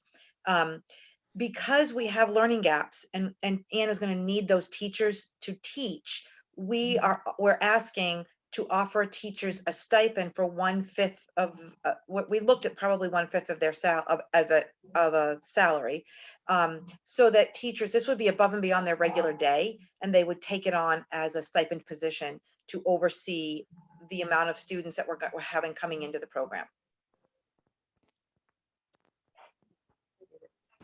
Does that make sense? Or does It does, and I am unfortunately cynical, thinking, okay, so we're gonna pay a stipend to these teachers. How do we really know they're not gonna do it during their regular school day? Yeah, and that's an understandable concern. I think they may be able to do it, but it's a lot of work. I think that the teachers that have been doing it we have a couple that will mentor the teachers, and they will soon see that it really, the amount of time they will meet with me weekly after school. That's when we do our work. I mean, the teachers have to come out, even the teachers that have it in their regular schedule still come after school to meet. Okay, perfect. That's also when they might have to meet with students. It's all going to depend on how the students are broke up, and we'd have to just be very mindful of making sure that this is not part of their regular day. I don't know if we'll be able to do that completely, but I think the teachers are pretty aware that if you take on 10 ELO students, that's like having 10 extra classes. So it's a lot of work. Right. It is. Yeah. Oh, that's a lot. Yeah, so that was gonna be like, so right now, correct me if I'm wrong, if like the teacher is one of these teachers that do the ELO, they're teaching 4 classes instead of 5, and their ELO fills the 5th spot. Now they're gonna be teaching 5 classes and get the stipend to do the other one. And if they want to use their planning time, a little bit of it to do the ELO, it's their planning time. Right, that wouldn't Yeah. be any different if you had a teacher who was teaching 6 classes a day. If we had to cross that bridge, that's what we would do. We would provide them an additional, 1/5 of their salary because they're picking up a 6th class if we Oh. needed it. And we do feel like there wouldn't be a financial cliff with this, because this would be, as we fill these gaps over the next few years, we'll be able to move back into the system that we used pre-COVID and offer it to teachers in their regular school day. That was gonna be my question, is then how do we ask them to still do the ELO but not get the stipend? So They they would could, just go down a class. Right. yeah, and I think that's a good question, Kayla. And what we have seen happen is that teachers, actually, I've had 2 teachers come to me this year, not knowing that this could be an option, to say, could I be an ELO teacher? So, I think as the program has grown, so has teacher curiosity and teacher interest.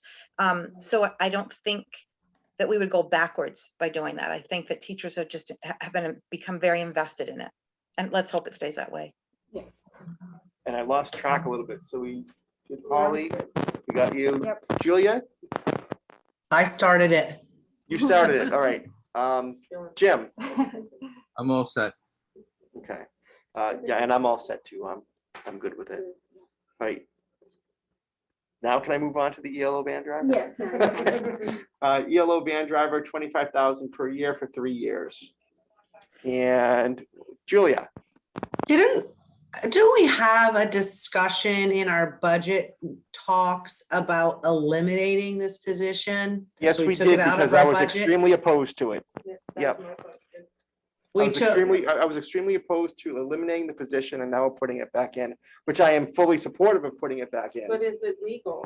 Like, isn't So that was- so here's just, we gotta be, this, dangerous. So we have, Territory. I guess that's what I'm asking is, so this is saying for a second ELO van driver, and I thought we had eliminated it. So is this money for 2 or for 1? So if I could just remind the board that we eliminated 1 ELO driver because we didn't have the need because of COVID. We just didn't have the students who needed to go to places. There were fewer connections because employers wouldn't take our kids. And I mean, for a good reason, it was really problematic in regards to risk. So now as we try to catch up, we expect to have a greater number of students. And therefore, we didn't know that when COVID would be over. We didn't budget for that. So currently there's 1 van driver in our budget. This would Well, there be, is still 1 in the budget. Okay, I Yeah. thought we Yeah. eliminated it altogether. And I thought Karen said something about most of the kids drive themselves and. Well, that is the Oh, case. We're hoping that next year a lot will drive themselves, but we did not eliminate both. We kept 1 in the budget. We did keep 1, okay.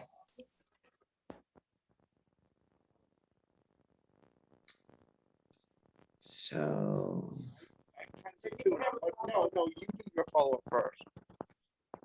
So you're saying, and I'd have to go back and check my notes, that we eliminated it because of COVID, because of, not as a need.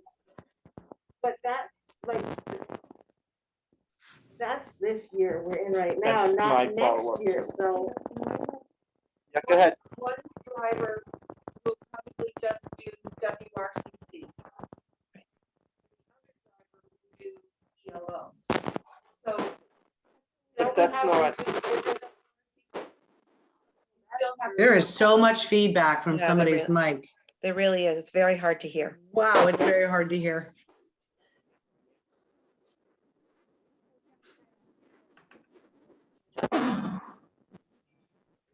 it still, is it still giving you feedback? Did it stop?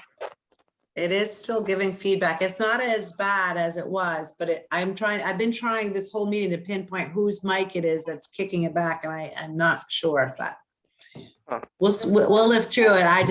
That was really bad there for a minute. There was feedback at the HEP meeting the other night. There, too. okay. I think it might be Sean. Is it mine? I shut mine off. Yeah, why don't I shut mine off? Someone else say something. Hold on a second. Hello? Is there still feedback? Testing. Yeah, I don't know what it There's is. still feedback. I can still get feedback. Okay, I was Yeah. like, so does no one hear me? No, that's fine. I'm We'll going just, back, I'm going back on then. yeah, that's fine. Go back on. It's just, I've never heard this and when I've been remote before, but it's fine. We've got a lot to get through here, so Okay. thank you. Yeah, I again, totally in favor of that money in there. I want the ELOs done. I want them to be, the kids to get where they need to go. There's been several things in here that we went back and forth on with the last budget, and now all of a sudden it's okay where it wasn't before, and I'm unhappy with that. Sean, can I pipe in Go ahead. real quick? So also, when we were budgeting, things were still pretty bad. And I don't think at the time anyone thought we were looking at a normal school year in any capacity next year. I know I certainly wasn't anticipating, we didn't even know for a while what was going on with vaccinations, and there was just, everything was up in the air. So I think we planned for the school year to look more like this school year than it needs to. So I think things are opening up, and we hadn't really anticipated that happening really ever. I think people were being cautious and not hoping for normal again. I very much anticipated that reduced ELO transportation for this year was going to be a problem. I very much anticipated that. Oh, see, I didn't. I'm sorry, Julie, go ahead. When you go back to things that we cut out of the budget, I think we all made some uncomfortable decisions where the budget was concerned, in that all of us, I think, felt fairly strongly in going to the taxpayers as level funded as a budget as possible, because it was such a tough year and we knew there was going to be pushback on that, rightfully so. So we had to make some decisions that were difficult for some of us, some in some areas, some more in other areas, to come up with the bottom line number. I mean, I know Joe really wasn't thrilled to eliminate a teacher position, but we asked everybody, and we asked administration to come in with ways to cut the budget. So yes, things like this ELO driver were eliminated, but that was to reach a bottom dollar that we all felt very strongly we needed to reach. We now have money through this ESSER fund that was unanticipated to add things back, like Sean, like this driver that you feel strongly that we need, which is great. So I'm struggling to get what your connection is with but things we cut out of the budget being added back in with this money, except for the fact that it's temporary. What are we going to do in 2 or 3 years? Maybe that's what you're referring to. Well, I also want to be careful on that we're using the money correctly, and we're not going to get stuff taken away from us because we're not doing it correctly.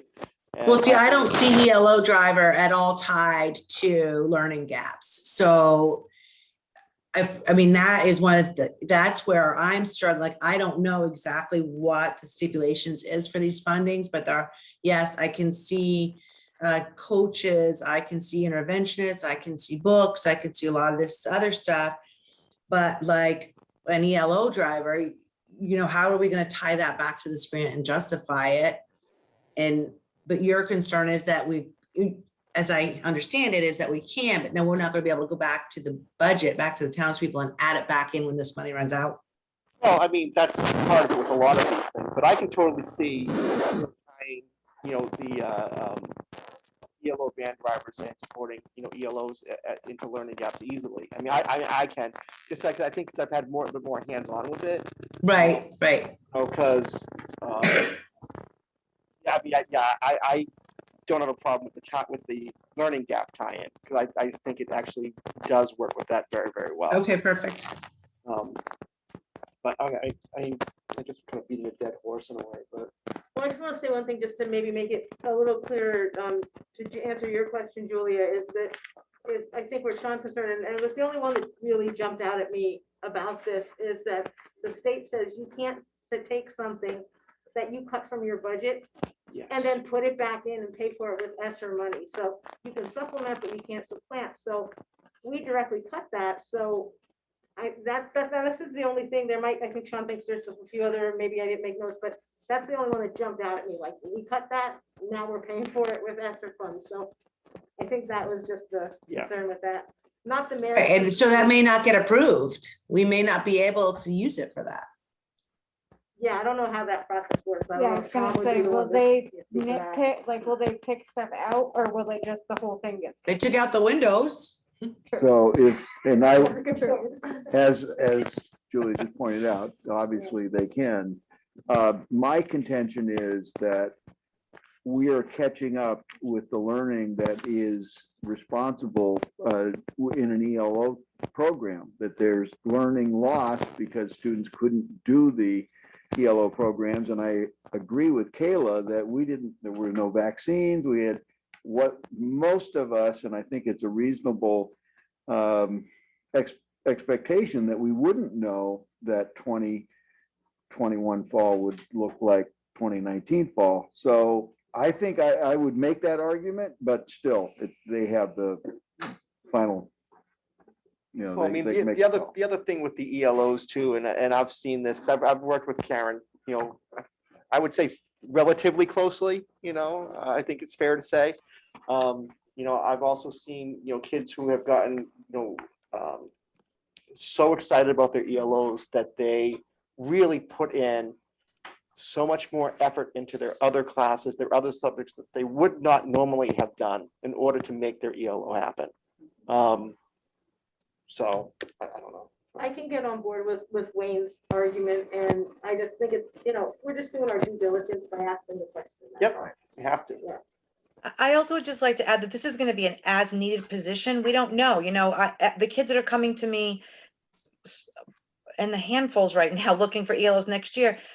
I would say at this point, 90% of them that I've talked to are planning on driving themselves. So it may not even be an issue. I don't know that, but we wanted to make sure that if it was, we could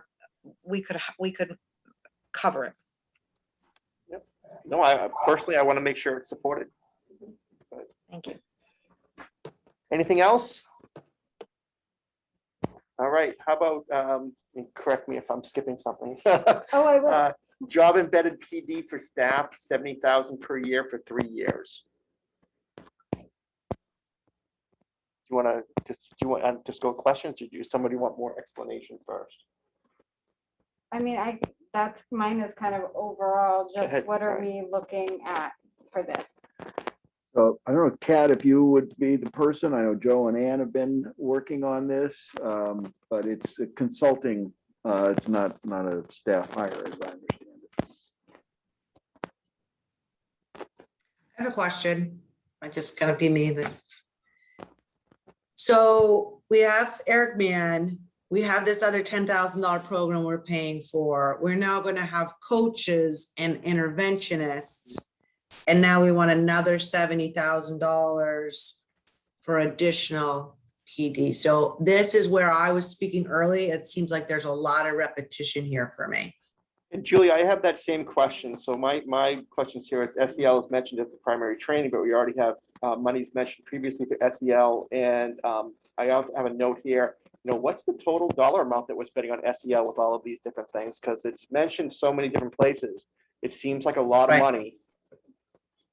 Right. I feel like we're taking an awful lot of PD and a lot, and I'm not suggesting that the teachers don't deserve to have the PD and the professional development. We want to offer them everything we have for that. However, when you look through this list, like I said, we've got coaches, we've got interventionists, we've got, the dance is SEL, we've got, a whole lot of things that all tie back to this PD. And I'm assuming this is on top of what we already have a considerable amount of PD built into our budget. So it seems very repetitive to me that, it just seems like a lot of PD for, it gets murky where what's for what and how we're gonna separate that money and how that's gonna be tracked. And this is on top of PD we have already approved for our budget, so it seems like a lot to me. Wayne, do you want to speak to that? Well, I can start. So as I understand it, and then I can get corrected by the administrators who actually developed the proposal, but as I understand it, our PLCs do not always work reading, math. There's a number of different PLCs for all the different subject areas that we have.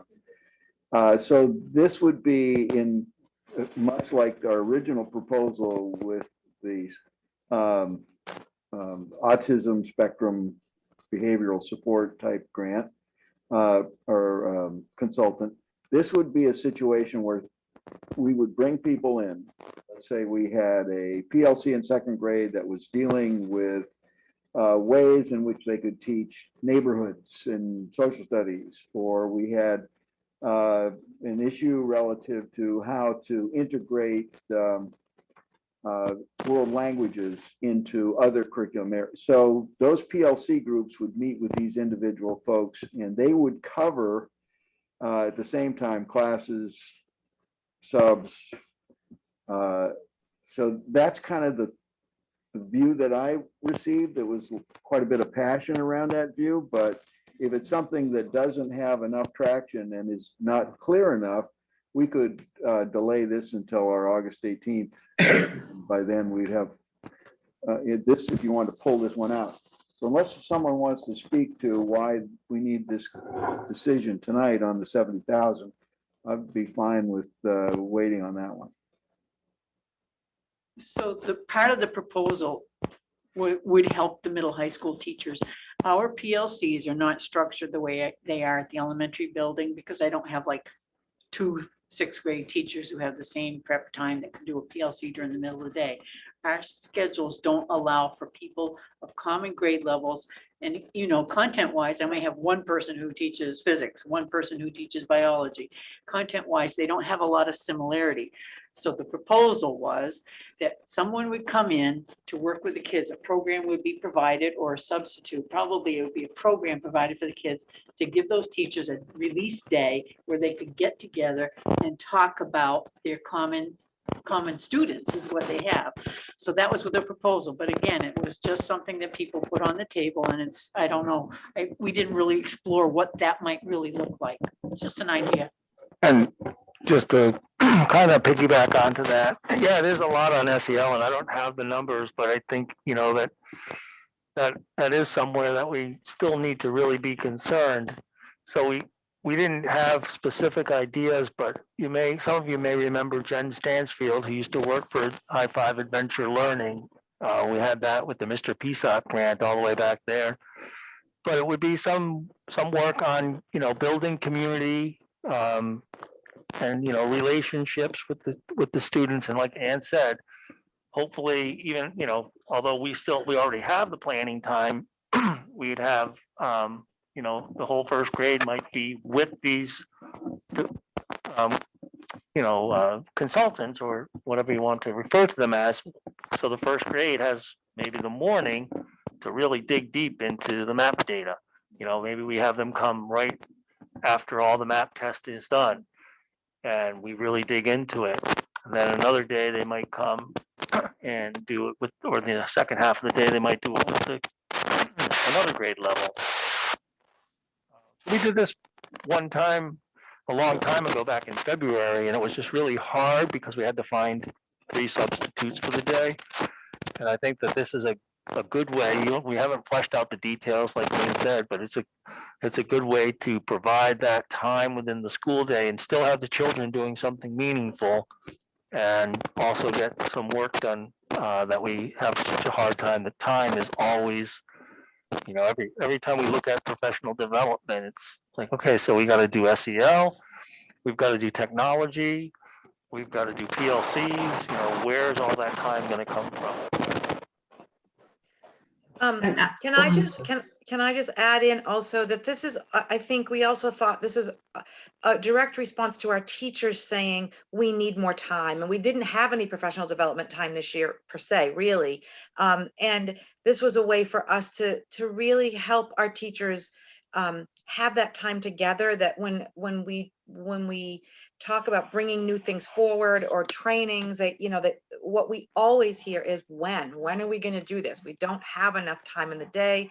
And this was seemed like a really effective way to hear our teachers, hear what they're asking for, give them some of that time, and also not have to fill it in with substitute work, but really fill that time with some strong learning that could happen, whether it be an SEL or you know, all these things that we've talked about. We didn't flush out the details yet, but what I heard was it's an opportunity for us to give teachers some job embedded time that wouldn't create extras for anybody, but would create other opportunities for our students to learn. So this is time that you're saying that we would be bringing in substitutes, is what I'm hearing. Like when Joe was saying we bring subs in, and then the second graders teachers all spend a day together. So it would be I think programs, Joe not can just speak to subs. it, but I think we're not talking about substitutes, Julia. I think we're talking about bringing in maybe an organization that is trained to work with groups of students at a time in specific areas. Or like I said, we don't have details of exactly what, but I think we were looking to not just have a substitute time where it sort of fill in the blanks, but more some strong learning activities that could happen. And I'm going to use SEL, although I know it's been overused tonight, but you know, in the SEL area or some area that when we have more time to flush it out, that we feel like there's a gap or a need for. Okay, I appreciate that. And I will go on record as just saying that I personally agree with Wayne that this is maybe something that's a little underdeveloped for us to really make a decision on. You're talking about $210,000 over 3 years, which is, you know, more than 10% of all of the ESSER money. I'm not saying it's not something we should spend, but I'm feeling right now, for me personally, it's, you know, $70,000 a year for, I'm not sure what. That's a lot of money. Go ahead, Kayla. So we just actually had the professional development committee just got together, and we kind of went through a laundry list of need, and then it was sort of like, but we have all of these things that we have to do. So Can't hear you at all with that feedback. I can't hear you at all. So we just met, and there is a list of PD needs. Is the feedback still bad, Julia? Barry, keep it away from you and talk. I'll be able to hear you. And then people have to yell. Now can you hear me? Perfect. Oh, see, that's, I always do that and no one can hear me.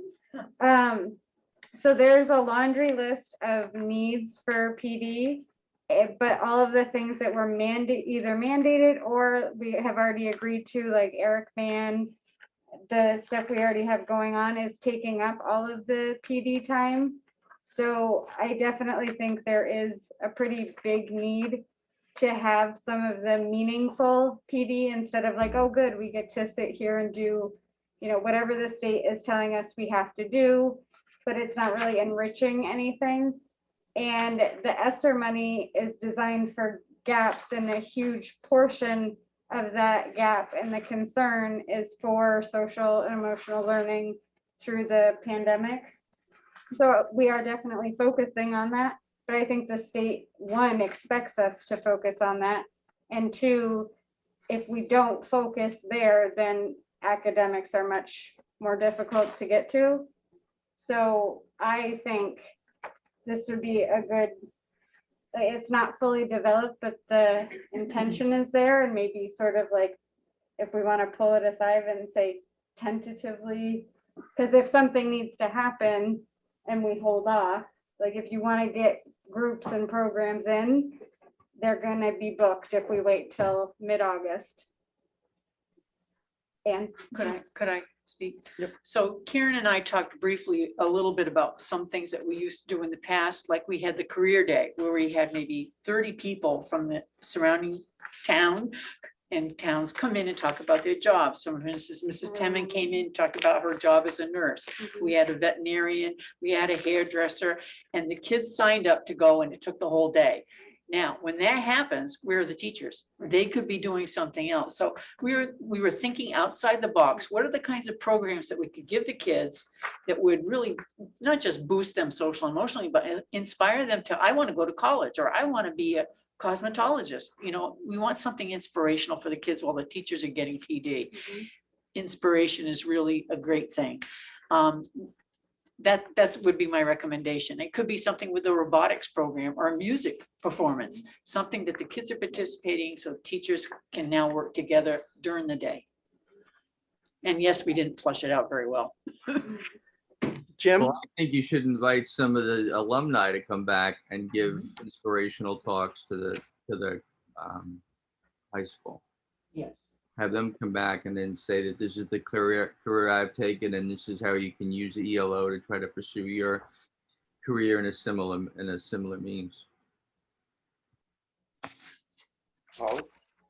Just two quick comments. One, I agree with Kayla about the SEL and the state is, expecting us to focus there. When the NHSBA board met with Senator Shaheen last month, she went around and asked us all, what kind of things we were concerned about and challenges and whatever. And practically every single person, and this was, 10, 11, whatever people it was from different school boards, SEL was like one of the main things because of all the trauma that everybody's gone through. Their staff, kids, parents, everything. So all across the state to a person, that's what everybody's, concerned about.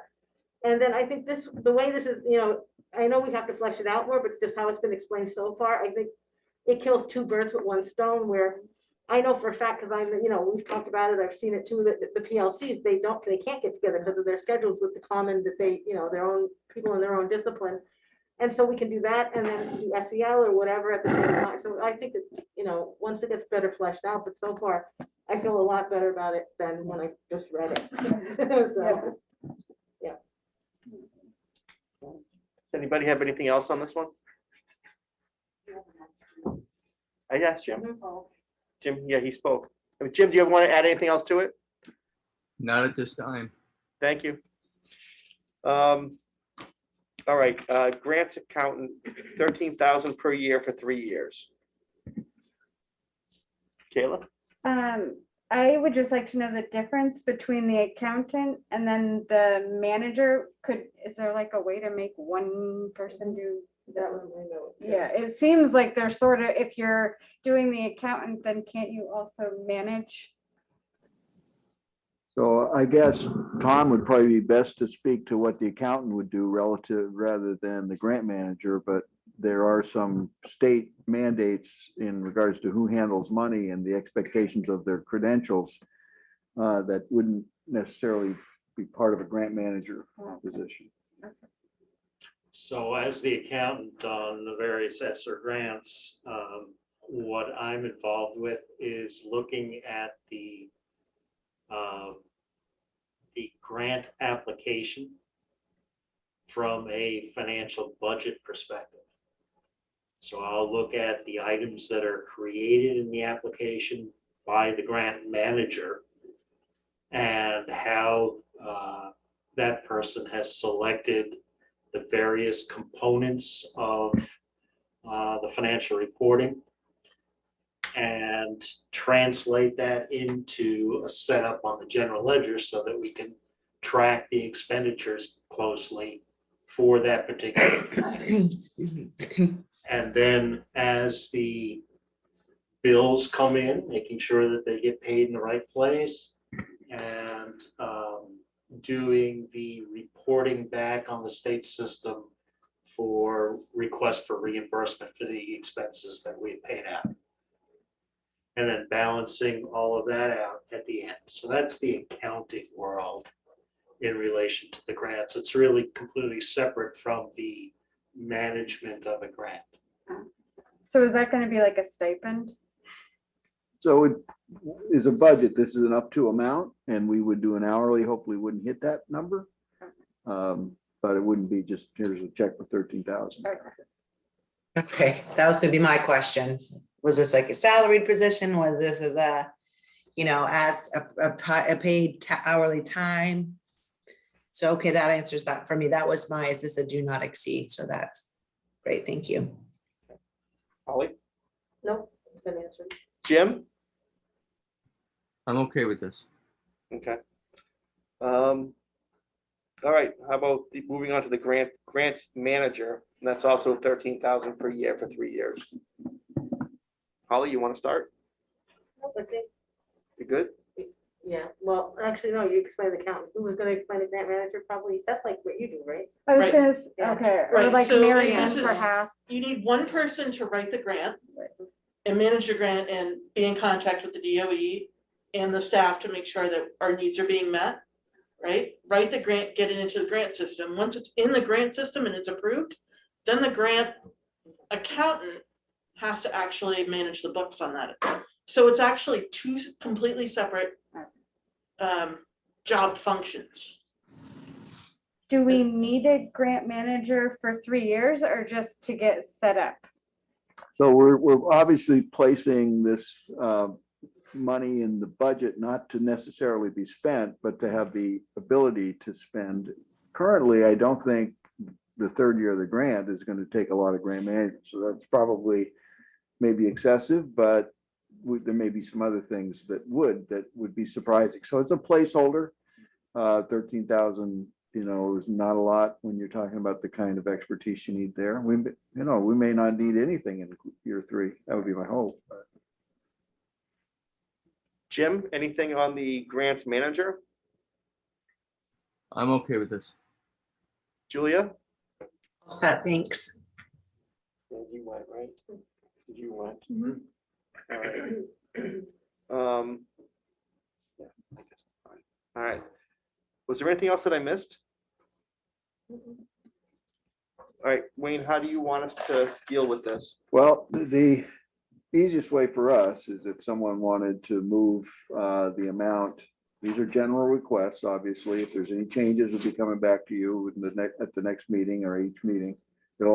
This should stay on the agenda as a monthly item. And if someone wanted to make life easy for me, I think you just move all of the items except the 70,000, which obviously needs the 70,000 a year. We needs more, we'd speak to that at the August 18th meeting and hopefully provide the additional information. But you may just be feeling generous. It's not district taxpayer money, so that certainly sometimes adds to generosity of spirit. Know that we're not going to likely, I know Joe's optimistic, but I'll be very surprised if we're actually in a spending mode by the time we meet in August. There will probably just be signing some contracts. We'll be trying to hire some people. These are yearly grant contracts with anyone that we provide. And it will say specifically in the language that this is pending on grant funding. So that would all need to be in place. There's a lot of work that went into this. I mean, a lot of work. You're not seeing everything. There's a lot of things that we left, some big items like replacing the bleachers in the gym. And so we could make a big arena for, large group instruction. I mean, there's a lot of things that would have been great. But this is stuff that I think will be okay with the state and will likely allow us to set up these accounts. Every month we'll be reporting out and you can see what we're spending and where it's going. But I think if we were to move on all of this, we would be moving at a speed that would get us maybe somewhat ahead of some of our competitors. But we're not alone in this huge pile of money, about 3 million out of a $14.4 million budget over the next 3 years. So it's not like 3 million this year, but that's a lot of money. And that will, as it flows through the system, there will be a lot of competition for the same resources, including staff. So the earlier we move on it, the better. And if you wanted to do that, that would make my life easier. It's still gonna be really busy all summer. And then the 18th of August, we would report what we really plan to do with that 70,000 a year for PD support. So I'm gonna make a motion to. Well, hold on. I want to see before you make a motion, I want to see what everyone's feeling is. I mean, does everyone want to look at it as a slate? Do you want to pull some stuff out? You know, what does everyone want to do? Because if you just make a motion, Well, then we discuss, right? all right, you can do what you want. Okay. I'm gonna make a motion to accept Wayne's proposal for the SR3 funding. As a slate, all of the entire proposal. Right, so motion to accept the slate. Is there a second Second. discussion? Maybe I zoned out. I thought we were gonna pull out the 70,000. Well, that's what I was gonna have. I was gonna have that conversation, but a motion was made. Oh, okay, that's what I thought I was gonna include in the motion, but okay. Well, that's why I made the motion, because I wanted to include it. And Kaylee convinced me that we should retain it. We're gonna get Oh, more. never mind, I see, so that way they can, if they need to get moving on something, they'll give us more clarification in August. I'm Yeah. sorry, you're right. So you But if you basically, don't want to, then. so you know. basically, if you're voting yes, you'd be voting on it without that clarification. Right. Yeah. I would say, because I was the one that was most verbal about that $210,000 being very kind of foggy about how it was to be spent. I'm also generally our biggest advocate of the 3,000-foot view, right? So I guess I need to step back and say, I trust our administration to understand what these funds are for and how to best spend them within reason.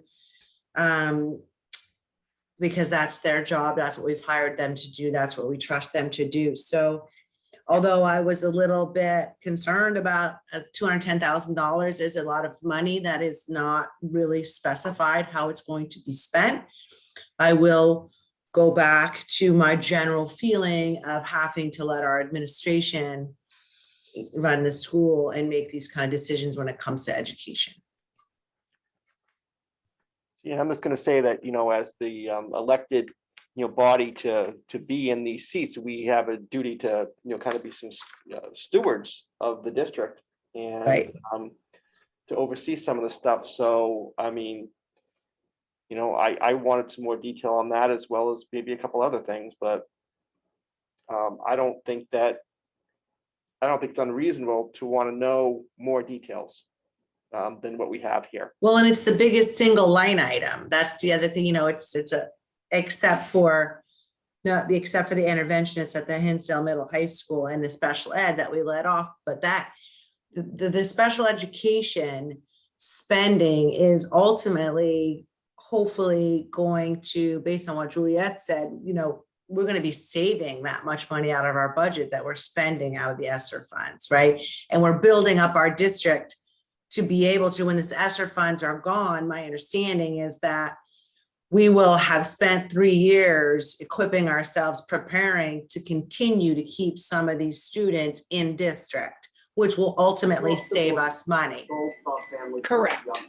Right, so that will ultimately save us money. So that's a big chunk that ultimately down the road, we're improving our Now I'm hearing abilities. feedback. Yeah, right. So Theirs is the kingdom of God. what? Somebody's TV's on or something. Oh, sorry, it's me. Sorry. That's I okay. get this. So I it's changed rooms, I'm sorry. That's fine, it's fine. That's just $210,000. That's a big nut to not have cracked open a little bit for me. Same. See, and I think that the thought process that was explained is like, obviously, we don't have details, we don't know which programs, but we know the intent. And my assumption, so I guess I should probably put that out there, is that if that is not able to happen, then we wouldn't, like any of these, if we can't do what is planned, then it doesn't happen. So the intention with that money is to have enriching programming for students while teachers are able to do their own sort of enrichment. So for me, that's, I feel like for our level, that's enough explanation for now. When things are figured out, then I would expect we would get more explanation and a more concrete number. So that's just where You're, my but, head is kind of at. but you're making an assumption there. But I think that's with any of these, if that line doesn't happen, then that money can't be spent. Right? That's how, with any grant, if you say this is what the, or even the budget, if this is what the money is going for, and we don't do this, then we can't spend that money, Well, that's not true with the especially with a budget. grant. No, that's, yeah, it's not Yeah, true. That's not true with the budget. no. Well, with a grant, it's, Yeah. grants they are make different you than very accountable for every dollar spent.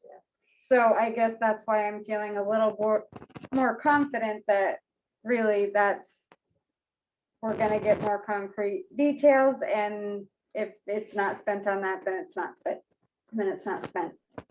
Holly? I have like a two-part question just to clarify. So, okay, say, like, you know, we keep saying, you know, we'll, every month we'll get reports back on things. So, you know, at that point, like, say, like, you know, you flesh it out more, and even as you're going forward, like, say you want to do X program, but then, oh, that's not available. So now we're transitioning to what? What is our level of managing? Say, well, we don't like that program. We can't do that. I mean, that's not what we're That- here to do. Yeah, that I don't think you can do. Okay, so how is Or that should a be. whole lot different than they gave us the whole overview? I'm just playing devil's advocate of like SEL enrichment, da. And then like, it sounds like we want to wait, and maybe I'm mishearing it, but we want to wait until it's more fleshed out on more specifics. So our 30,000 foot view, the enrichment, SEL, whatever, rather than ABC program is what we're bringing in. Do you know what I mean? Does my question make sense? Yes, it actually does. It actually does, like it usually doesn't. No, no, because I know what you mean. I don't mean it to sound degrading, and I apologize. No. But you've taken you've taken the train of thought that I was on, and you moved it. To another track. Yeah, which is a good thing. So if I could respond, so the level of accountability on the grant is a little different than our budget in that we have an up to amount, 1.9 for the 1.9 million for the SR3. We write activities that would fit under the rationale, which is pretty broad, but specific to catch-up learning, SEL, technology, special needs students. I mean, so if it fits in there, the activities will be approved by the DOE, but the DOE will monitor the activity will approve or not. So there is a level of accountability that's a little different than the way we manage our budget.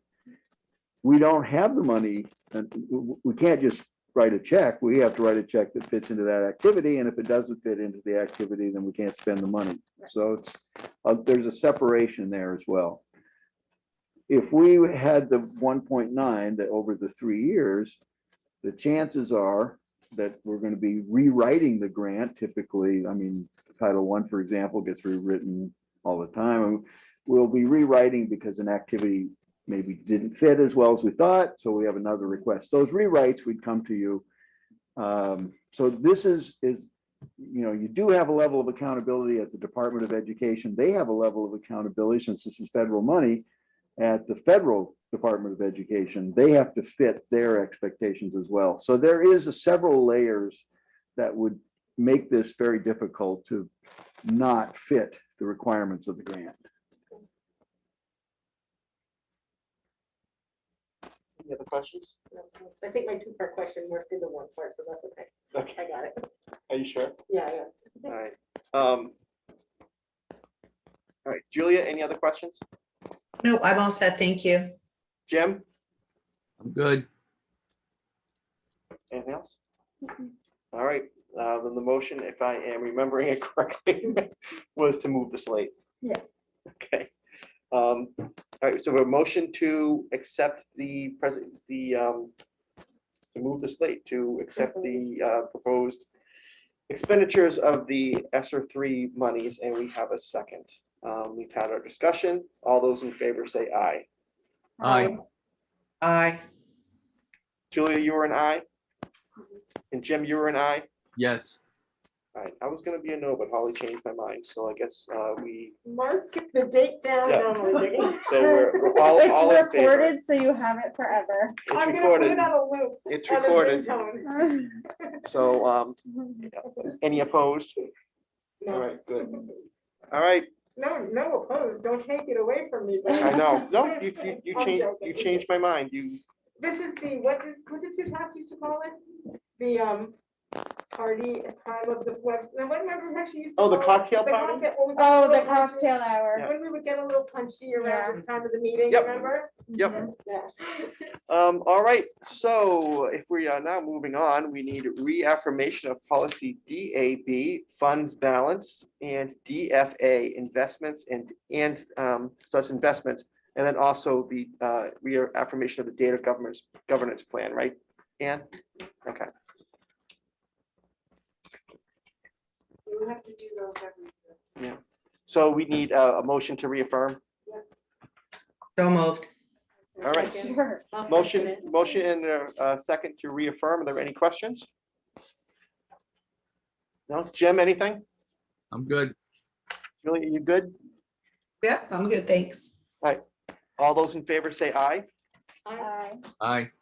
Aye. Aye, Julia, you're an aye, okay, all right, any opposed? All right, motion carries. Then we have discussion of our goal setting date. I had asked also to have this one put on there.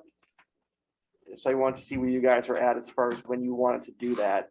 I thought that possibly if we did an earlier date, we could, help to make some goals that supported what we needed to do with, our ESSER monies, with our catch-up learning and all that.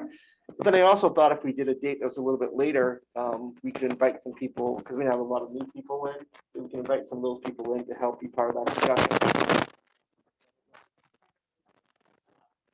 I don't know where you guys all, What is your time span for earlier and later?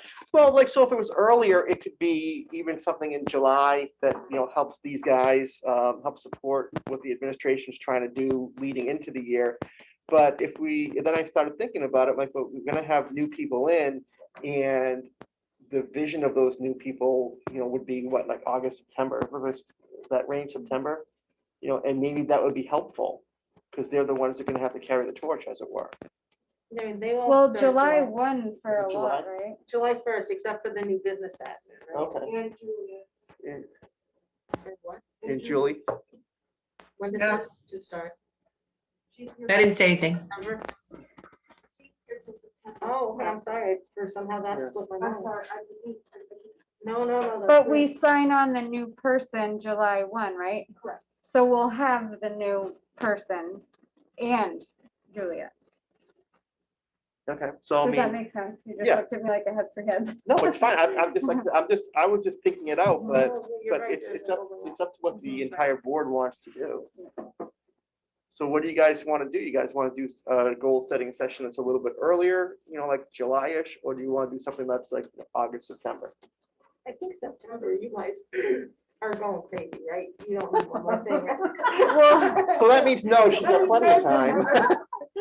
Oh, when they just laugh, there's the answer. Megan. Julia, what do you think?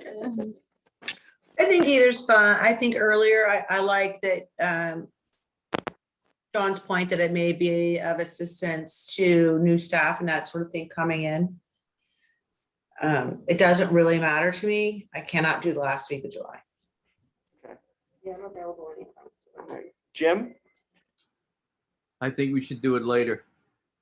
So Jim is more that September. So you're thinking more that, when we say later, do we want to define like in August? Because Ann was September. laughing at September.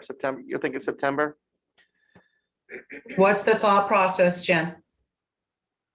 I just think that it would be better to have it as the beginning of the school year itself. Okay. Yeah, my thought process was have it before the school year starts to kind of go into the school year with goals. With goals, yeah, and inform how things go and start, yeah. So you're thinking, I'm thinking early. you're thinking July. And I could really, go either way. So, but it looks like 3 of you want to do the earlier date.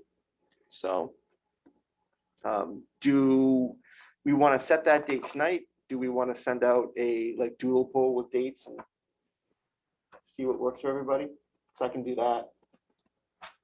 I mean, well, because you'll have to pull in the admin, so maybe it'll be better to send an email or a poll out Okay, rather than try to do it tonight. better. All right. Or are there like blackout dates that we know don't work? So why don't Wayne and I work together on some potential dates, and I can work with you guys, Wayne can work with the administration, and we'll be the point people to figure out what the goal setting date is. Does that sound fine with everybody? Yeah. All right. Then that is what we will do. Also, board members, give some thought to who you might want there at our goal. Usually our goal setting session is us and Wayne, but if we're looking at putting some measurements into our goals, and if we're looking at goals that are going to be supporting what the administration is going to do, it makes sense that we might want to invite, more than, just the superintendent. And we used to do that, I think, even before anybody, I think I'm the only one who was still here, but we would have dinner, we'd all meet in here, like all of us, the whole A team. I think we did that once too. Yeah, that's the way it has been done for many Yeah. years until the past few years. Yeah. Yeah, I mean, that just seems, it seems to make sense to me, but give some thought, to who specifically you guys might want. Okay, so then we need final approval of the diversity plan. And are these separate things, the diversity plan and those policies? I have to put them in 2 places in the policy book. Okay, Because I have to put them in I have to put them in the first part, and then I have to put them in the, I think this is the student part, but they have to go in. I found where the discrimination plan is. Okay. So it would be addendum to the discrimination plan. all right, so when you have final approval of the diversity plan, policy ADD-A and EBB-A, did I read that right? Yeah. Okay. So we would need a motion on that. I'll make the motion. Is there a second? Second. We have 3 seconds. All right, all right, motion in a second to, for the final approval for the diversity plan policy ADD-A, EBB-A. Any discussion? No? Jim, anything? Nope. Julia, anything? Nope. No? All those in favor say aye. Aye. Aye. All right, Jim, you're an Aye. aye. Julia, you're an aye. All right. Aye. Any opposed? All right, motion carries. All right, any other business? Does anybody have anything? Julia, do you have anything? No, thank you. Jim, do you have anything? Few things. Go through it quick. Wayne and I participated in the Memorial Day Parade. So thank you, Wayne, for that. There was a book walk this Sunday at Arts in the Park that was very successful. That was through HASP. It was very, I think it was very well received. Hinsdale Education Foundation, over the past month, we had the 5th grade tile unveiling. So thank you, Joe, for that. I think Joe is still working on doing the 6th grade. We also had the golf tournament, which was also very successful. So thank you for that. And then I participated, while I was there at the academic award ceremony. So that was nice to be there and have that be very similar to years past. And although there was social distancing, there was a certain sense of normalcy to that event. So thank you, Ann. Anything else? No. Anybody? Nothing? All right, then let's move on to the financial report. Mr. Chair, thank you. Seeing the thank you notes and the correspondence in the packet reminded me that I neglected to write one myself. So let me say thank you to the school board and the Oreo for providing that gift. It funded a printer at home, so. Oh, nice. Great. Which I could have used to write a thank you and print out. And give I want to save the ink. I was laughing like Mrs. Freetag, all the stuff that's going on, and got lost in the laughter. No, I provided copies of the report. I'm happy to answer any questions tonight. Anybody have any questions for Tom? Probably still way too early for any even thoughts of fund balance, right? I can tell you that cash balance is about $1.1 million right now. I'm thinking unassigned. Yeah. I know, I was gonna say, wait, what? Unassigned, who knows? I'm gonna get bills through July, and some in August that regretfully should have been, but aren't. But I've only got a couple more months to grill you on something that I know it's just too early to ask. You know, I was listening to all the conversation on the ESSER tonight, because obviously that's a big focus. And I also want to thank Ms. Pollock for all the work that she's been doing with organizing that. And she's worked with Mrs. DiOrio and lots of other folks. There's a tremendous amount of work that goes into the actual accounting aspects of this. And the reason that I mention that as well is, it ties into the fund balance issue. So there are a lot of things in the works currently that are going to start reflecting through the records in the general fund.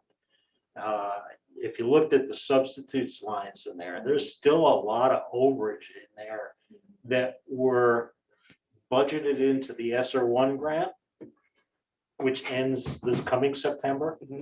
That need to get shifted over. So, between now and June 30th, we have folks across the hall that are going to be working on that stuff. Miss Craig was that today? That was only today? Yeah, it was a lot earlier today. A lot earlier. Seemed like last week. I know. To nail some of those logistical things down, so that work can now get cranked through, and there's a lot of detail behind getting that accomplished. But you're going to start seeing, well, you really won't start seeing that because it's June, isn't it? You don't have another board meeting this month.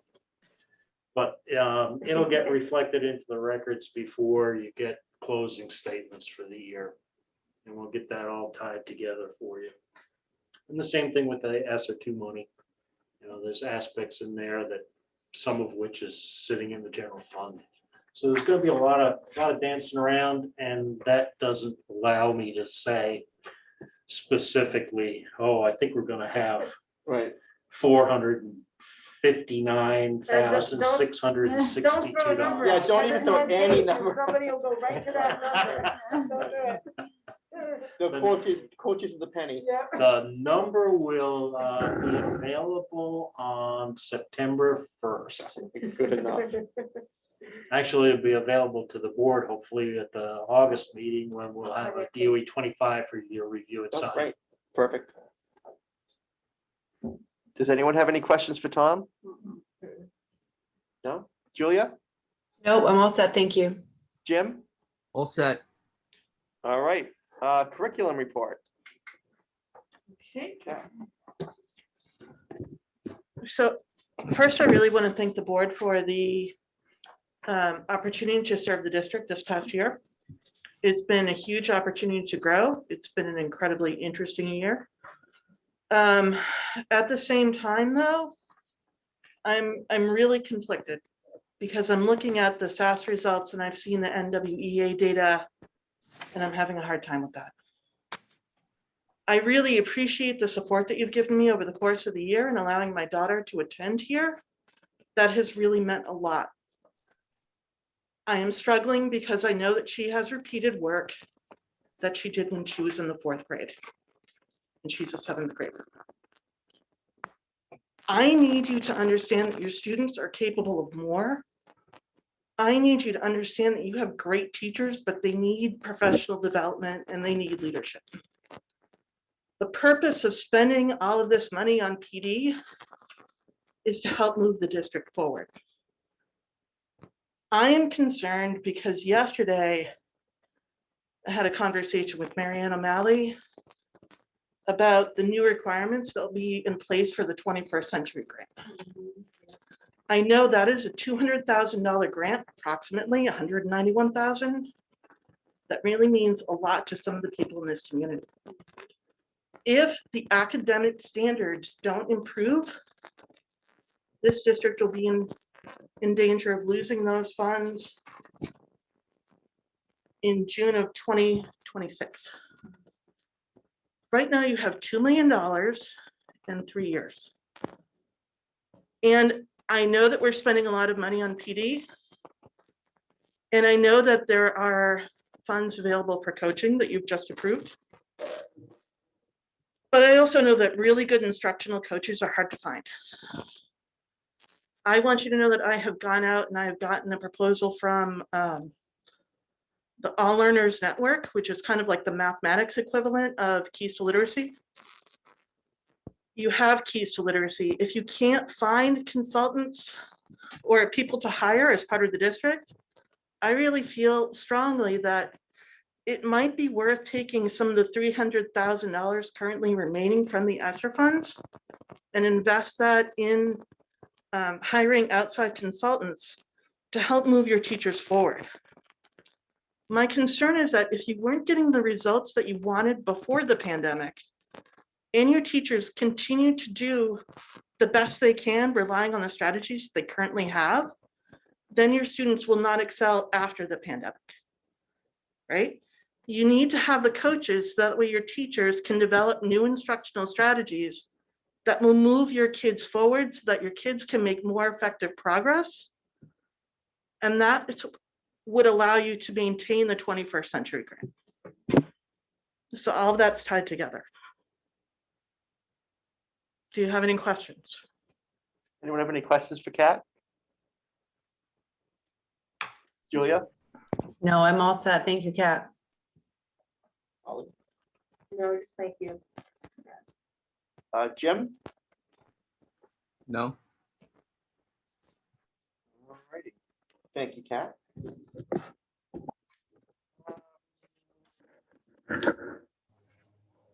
The technology report. Good evening again. You have my report before you. If you have any questions, I'd be happy to answer them. Anyone have any questions for Deb? No? Julia? No, thank you. Jim? I'm all set. Thank you all. I'm good as well. Thanks, Deb. All right, principals report. I believe, Mrs. Freitag, you are up first. Thank you, Mr. Chair. So I've given you the list of our graduating class and what their plans are, and just as a preview of what you're probably going to see Saturday should you come to graduation, so we include that also. They've been a great group of kids to work with, and I'm gonna miss them. So there's that. Our numbers of remote students are down. You can see that in the report. And I do want to say that the New Hampshire SAS data, I think we're still waiting for one student to finish. It closes Friday. I think the window closes Friday. So I want to thank Mrs. Hammond and Ms. Diorio. They really took this one on and made sure every kid got the test done that was able to do the test. Some of our remote learners did opt out. They had the option to do that, and there was a waiver on the participation level this year that the state got from the government. So the bad news is, as you know, Ms. Leonard had put together a grant to get fitness equipment, and the state awarded only 3 schools the fitness equipment, and we did not get it. So we are a little bit down about that. And then we do have a letter on accreditation, and I think that's good news for us right there, that it's been put off a bit. Does anyone have any questions for Ann? Julia? All set, thanks. Jim? I'm all set. You good? Yeah, the numbers are definitely disappointing, but Yeah. I thought was And expected. again, to. I think the level of fatigue in the kids, we're seeing it in behavior too. It's been a tough year. Great. Mr. Bogio, you're up. Well, thank you, Mr. Chair. We have my report, and brief as it is, but I'll happy to answer any other questions that I can. Does anyone have any questions for Joe? I have one comment. Joe, I was talking to the town clerk about doing the dog licensing again next year. We're all set for that. But she gave me a bunch of boxes of old medals. She thought maybe the elementary school could use those sort of art project. I'm sort of iffy on it. I don't know if we should be having these medals floating around. They're like the old dog medals. So I just want to bounce it off you. If you think that's something that might be usable at your end, let me know and I can drop them off. Yeah, I think we could have some fun with them, Jim. Okay. All right. I will get them to you sometime within the next week. All right. There's a lot of them. There is a lot. So, okay. But I'll get them to you. Thank you. Anything else for Joe? No? Good. All right. Then we are on to the superintendent's report. Thank you, Mr. Chair. You have my report. I think most of what we've talked about with SR3, kind of cursory, developed in that report, but there's a lot of work that went into that. And Pollock certainly was a big part of keeping track of everything, but still a lot of work to happen, and I appreciate the board's support as far as the administrator's wishes with these once in a lifetime funds. Okay. Any questions for Wayne? Yeah, I have one thing. I just wanted to clarify one thing about the Little Kids Rock grant. Yeah. Just because, Matt and I talked about it a lot when he applied for it and when he got it, and then he was excited when it got increased to 3,000.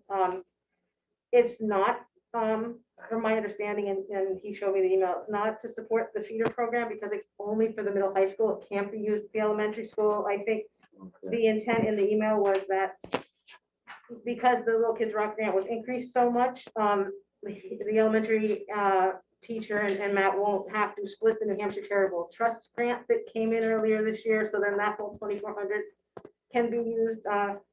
And then the 3,000 would be used at the middle high because the Little Kids Rock grant can't be used for traditional music and instruments and stuff. It's all modern band instrument and equipment. So I just, because, in writing here and on your report, I just wanted to clarify that, that the grant's being used correctly. Thank you very much. I'll Yeah. make that change before I submit it to. Okay, cool. I mean, not that anybody's gonna notice, but just the one-off person might, and then Yeah. we'll know. And then just, actually, yeah, that's the only thing. There was something else I was gonna say, but I won't. So, yeah, so that's it. All right. Anything? Jim, anything for Wayne? Just a quick question. I think there was this substantiated bullying case this month in your report, Wayne. I think there was one last month. I'm just wondering if that is surprising to you. And then how would you say, or were there any lessons learned regarding the subject of bullying during this unusual year? So obviously, when we were in remote, the number of known cases of bullying was very few. There may have been some cyberbullying cases that we were not aware of. I'm sure there were some things happening in the neighborhood that we were not aware of. So I would ask Ann and Joe to speak directly to that. Certainly in the last 2 months have been problematic in comparison. And I think some of those behaviors we're talking about, which are not a surprise, given the trauma that the students experienced this past year. I think one of the things that, we, as part of the ESSER grant, we had to prepare some backup information that wasn't included in any of the financial stuff that we discussed tonight. But one of the things that I feel we benefited from, and I think, and Pollock also agreed, is that, because I interviewed some people about it before preparing my background info, is the cohort size of having classroom cohorts was a very positive thing that created a more closely connected classroom, and also the physical distancing. Some kids get very anxious over people in their space and feel uncomfortable, and then they end up maybe referring to it as bullying, but it's regardless of what you call it, they're not really comfortable with people in their space. So in a way, the physical distancing really was very positive social as well. I know Julia didn't like calling it social distancing, but it actually turned out, I think that term fit. Excellent. And so at the middle high school, we did have a case that was substantiated. And I think it was physical things that happened on the bus. And so I think that's an example, Joe, a perfect example of where the kids were too close to each other and it just became physical. So, yeah, I do think the social distancing was very helpful. We have a lot of kids, especially in middle school, that like to have hands-on, and it's not appropriate to get space, and it creates a lot of tension. So. Did that answer your question, Jim? Yeah, thank you for the feedback, everyone.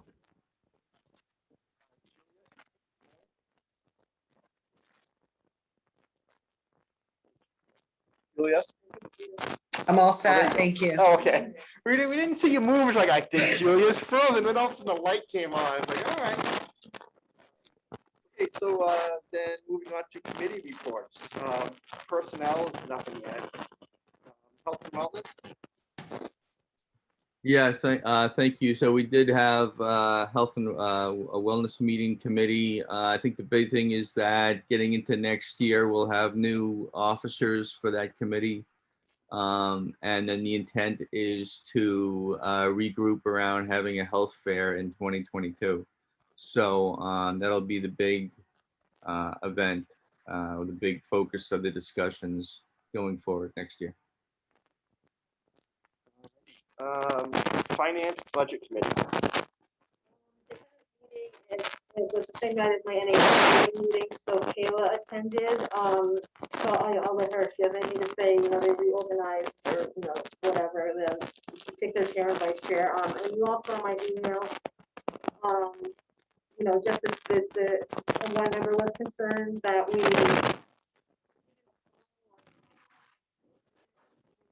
There's something up with the mics. It's bad tonight. Bad. Is this better or worse? I think it's better when it's farther away from you. Like I literally couldn't hear a word you just said. Now I'm hearing nothing. Are you talking? And it's on, yeah. Okay, wait, this is like part way. Is this better now? It's okay. Okay. It's just something, I'm saying not just necessarily for us tonight, but this mic, something's going on with the whole mic system tonight that's Yeah, been well, and it for did the it last 3 hours creating a lot of feedback. So it's kind of like fingernails on a chalk. Yeah, it did it at half on Monday too, so, so just really quickly, yeah, they were concerned that we got them the budget later than our timeline said, and I went back and looked, and I remembered it at the time too, as soon as I read the minutes.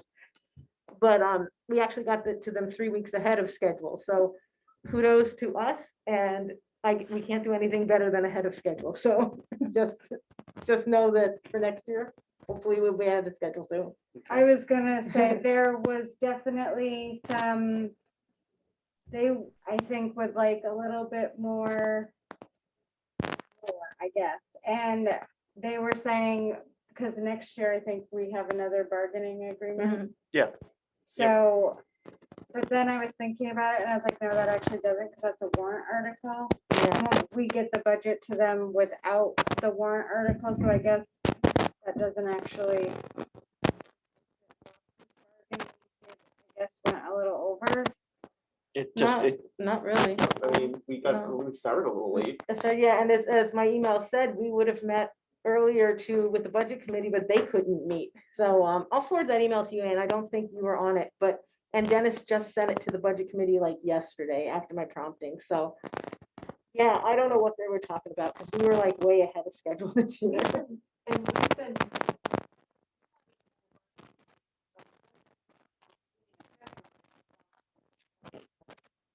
perception. And I think their main problem was like, basically budget committee gets busy. I don't think they like that, so I think it was just kind of like, the school's fault we have to meet. Yeah.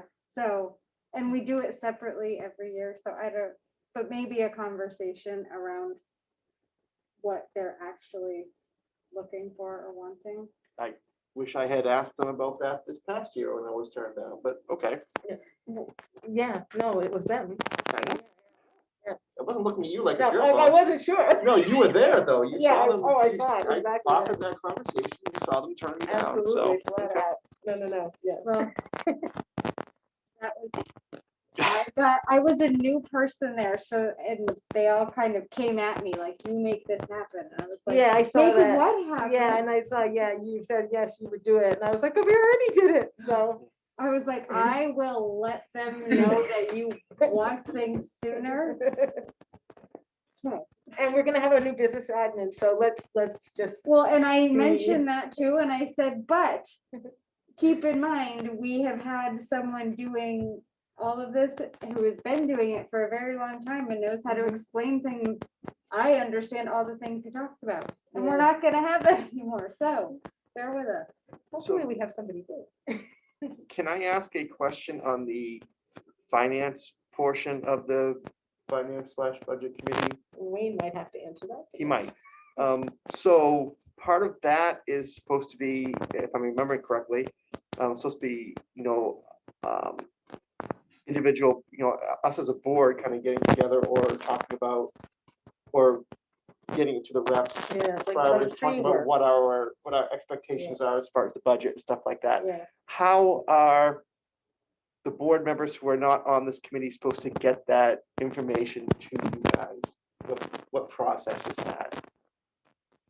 So I'm not sure I understand, Sean. So, So like- you're talking about the two members of the finance committee that are on the board. Yeah, so you have two members of the finance committee. Now, let's say I have some expectations around what I want to see in the budget or not in the budget, or what I want to see as far as what any kind of my financial expectations are that we're looking at. But how do I get that information to those two people? So the what you would do as the advisory or as the finance committee is you would have a deeper conversation. You would decide what parts of that conversation was essential for a full board, and you bring that to the attention of the board at a board meeting. Okay. And that becomes the No, agreement. I of the don't board. think you answered. I think he's going the other direction. I'm How do going we the other know what he's thinking? So Before we have before a conversation. before the finance committee brings anything to the board, how does Holly know that I have a concern To bring to the that I finance want meeting. the finance committee to address? So they'd have to contact, So just like someone contacts Yeah. you prior to a board meeting, so they've got a all concern right, about. all right. So I could just, And you contact email one of us one of because you, because otherwise it's a there's a quorum. quorum. Right. Yeah. Okay. Yeah, just Or, like any other subcommittee, if you have something and you're like, oh, I think, this out. well, it's new, so I wanted to make sure that, all right, thank you.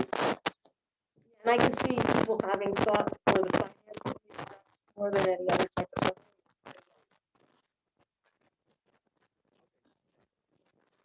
How about staff development? So we met. There are a lot of needs and not a lot of time. I actually have my right here, but it's NHTI, is that the right one? And Eric Mann and technology and state requirements are pretty much consuming the PD days we have. And that was pretty much, as That's far as we got the A team is meeting and trying to figure out how to, of course, now you'll have a totally different conversation, so good luck.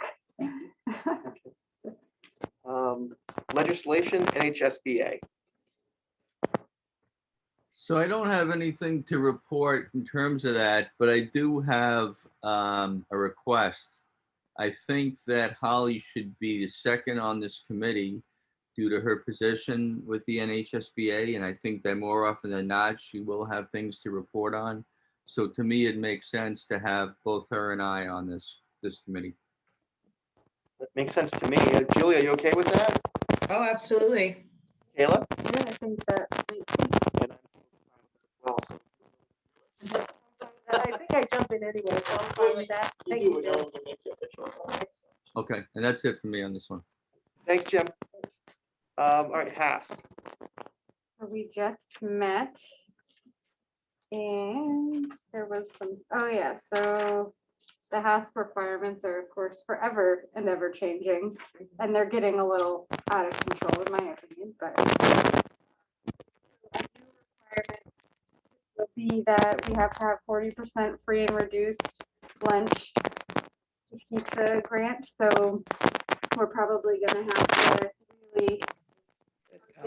And even though the free lunch is continuing, but a lot of parents do use Task and love Task, so I think maybe. But that could become an issue as of right now. They'll be using current, right, Wayne? That's what I understood. 2019 for the budget. But that's not federal, right? And Right. isn't 21C, are they going by federal? Yes. Yeah, so we'll be using our current ones, which don't make that cut. So fingers crossed people fill them out next year.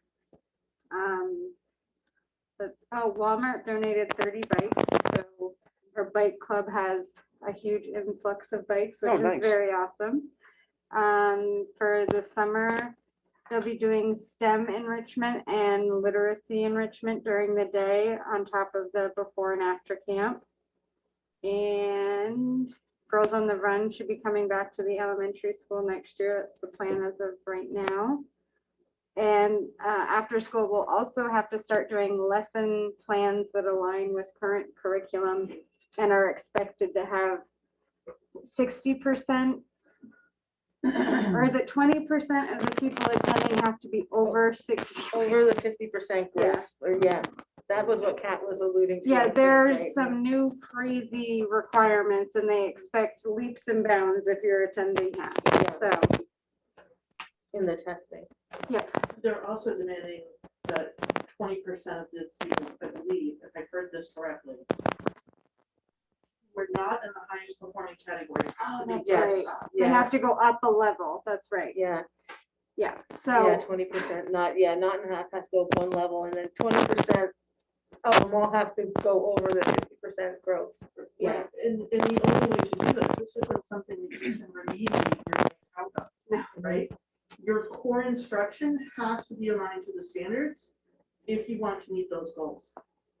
it's sort of a And I think, unicorn ask, so. and it's, I wrote down grades 4 to 8, I think. I don't know if that's what I Because wrote. that's the SAS, right?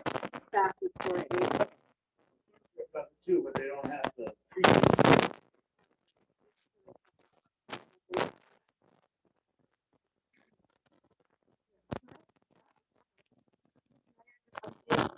The Fed also said we have to lower our fees.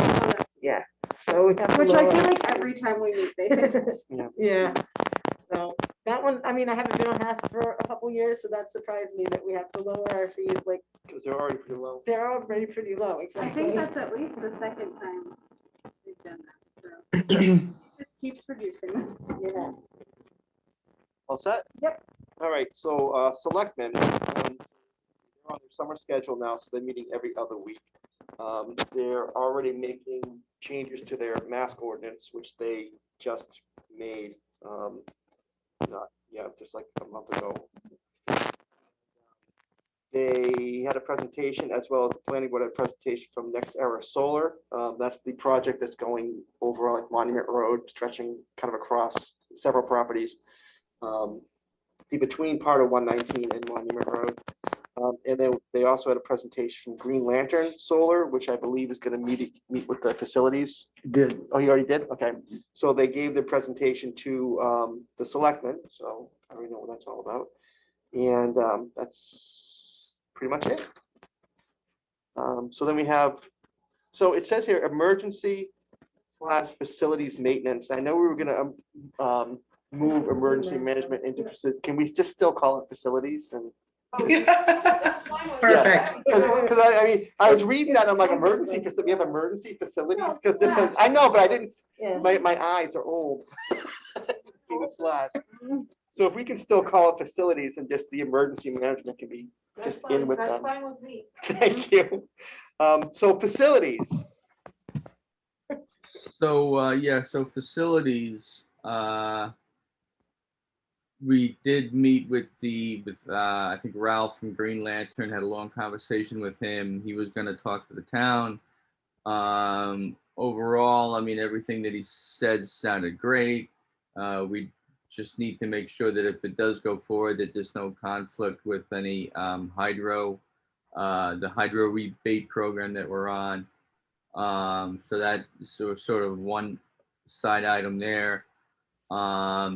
One good thing though is that if everybody decides to move forward with the solar, it wouldn't be a solar field up at the school, which was the big hindrance when we looked at the solar program a couple of years ago.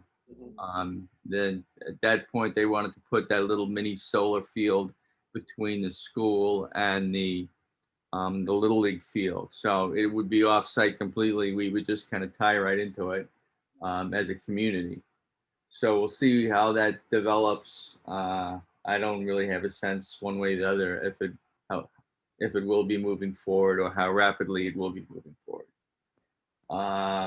The other item is the digital sign that continues to move forward.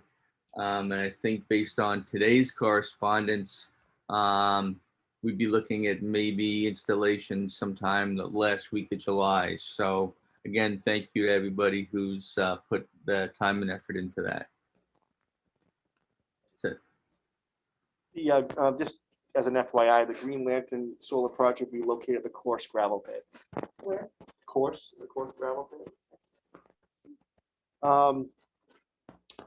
Community connections, haven't really had anything. No. All right, tuition committee. We don't have anything. This is the one I went back and listened to the meeting for, that we're just gonna keep this as a placeholder, so we're not gonna have anything All right. for a while. Behavioral support team. We have not met, and Joe, you know what I realized? We had never set another meeting date. So, We're gonna meet with Eric Mann as the leadership group here, Mrs. Peacock, Mrs. Bunny, myself, and Mrs. Donahue tomorrow morning. And you may recall, we had surgery. yes, that's right. Recovering from that, so we'll need to make some plans.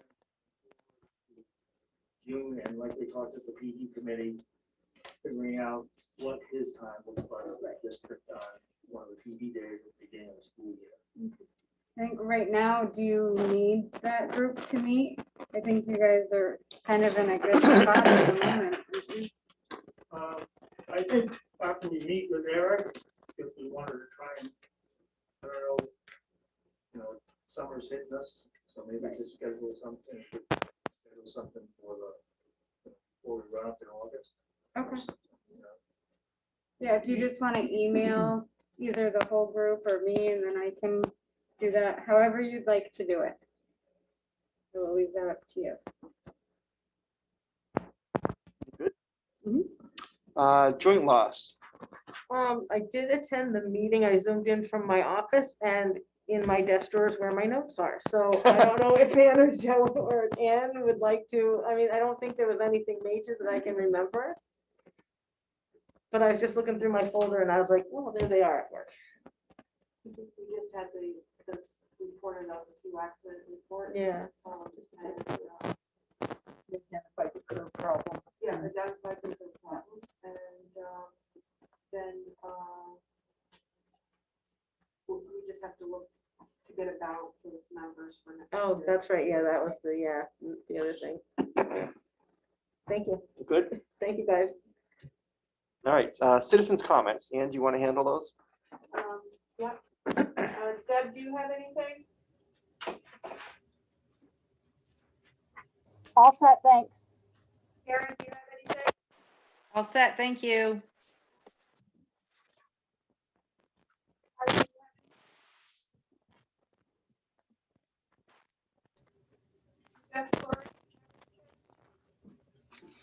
All set, thank you.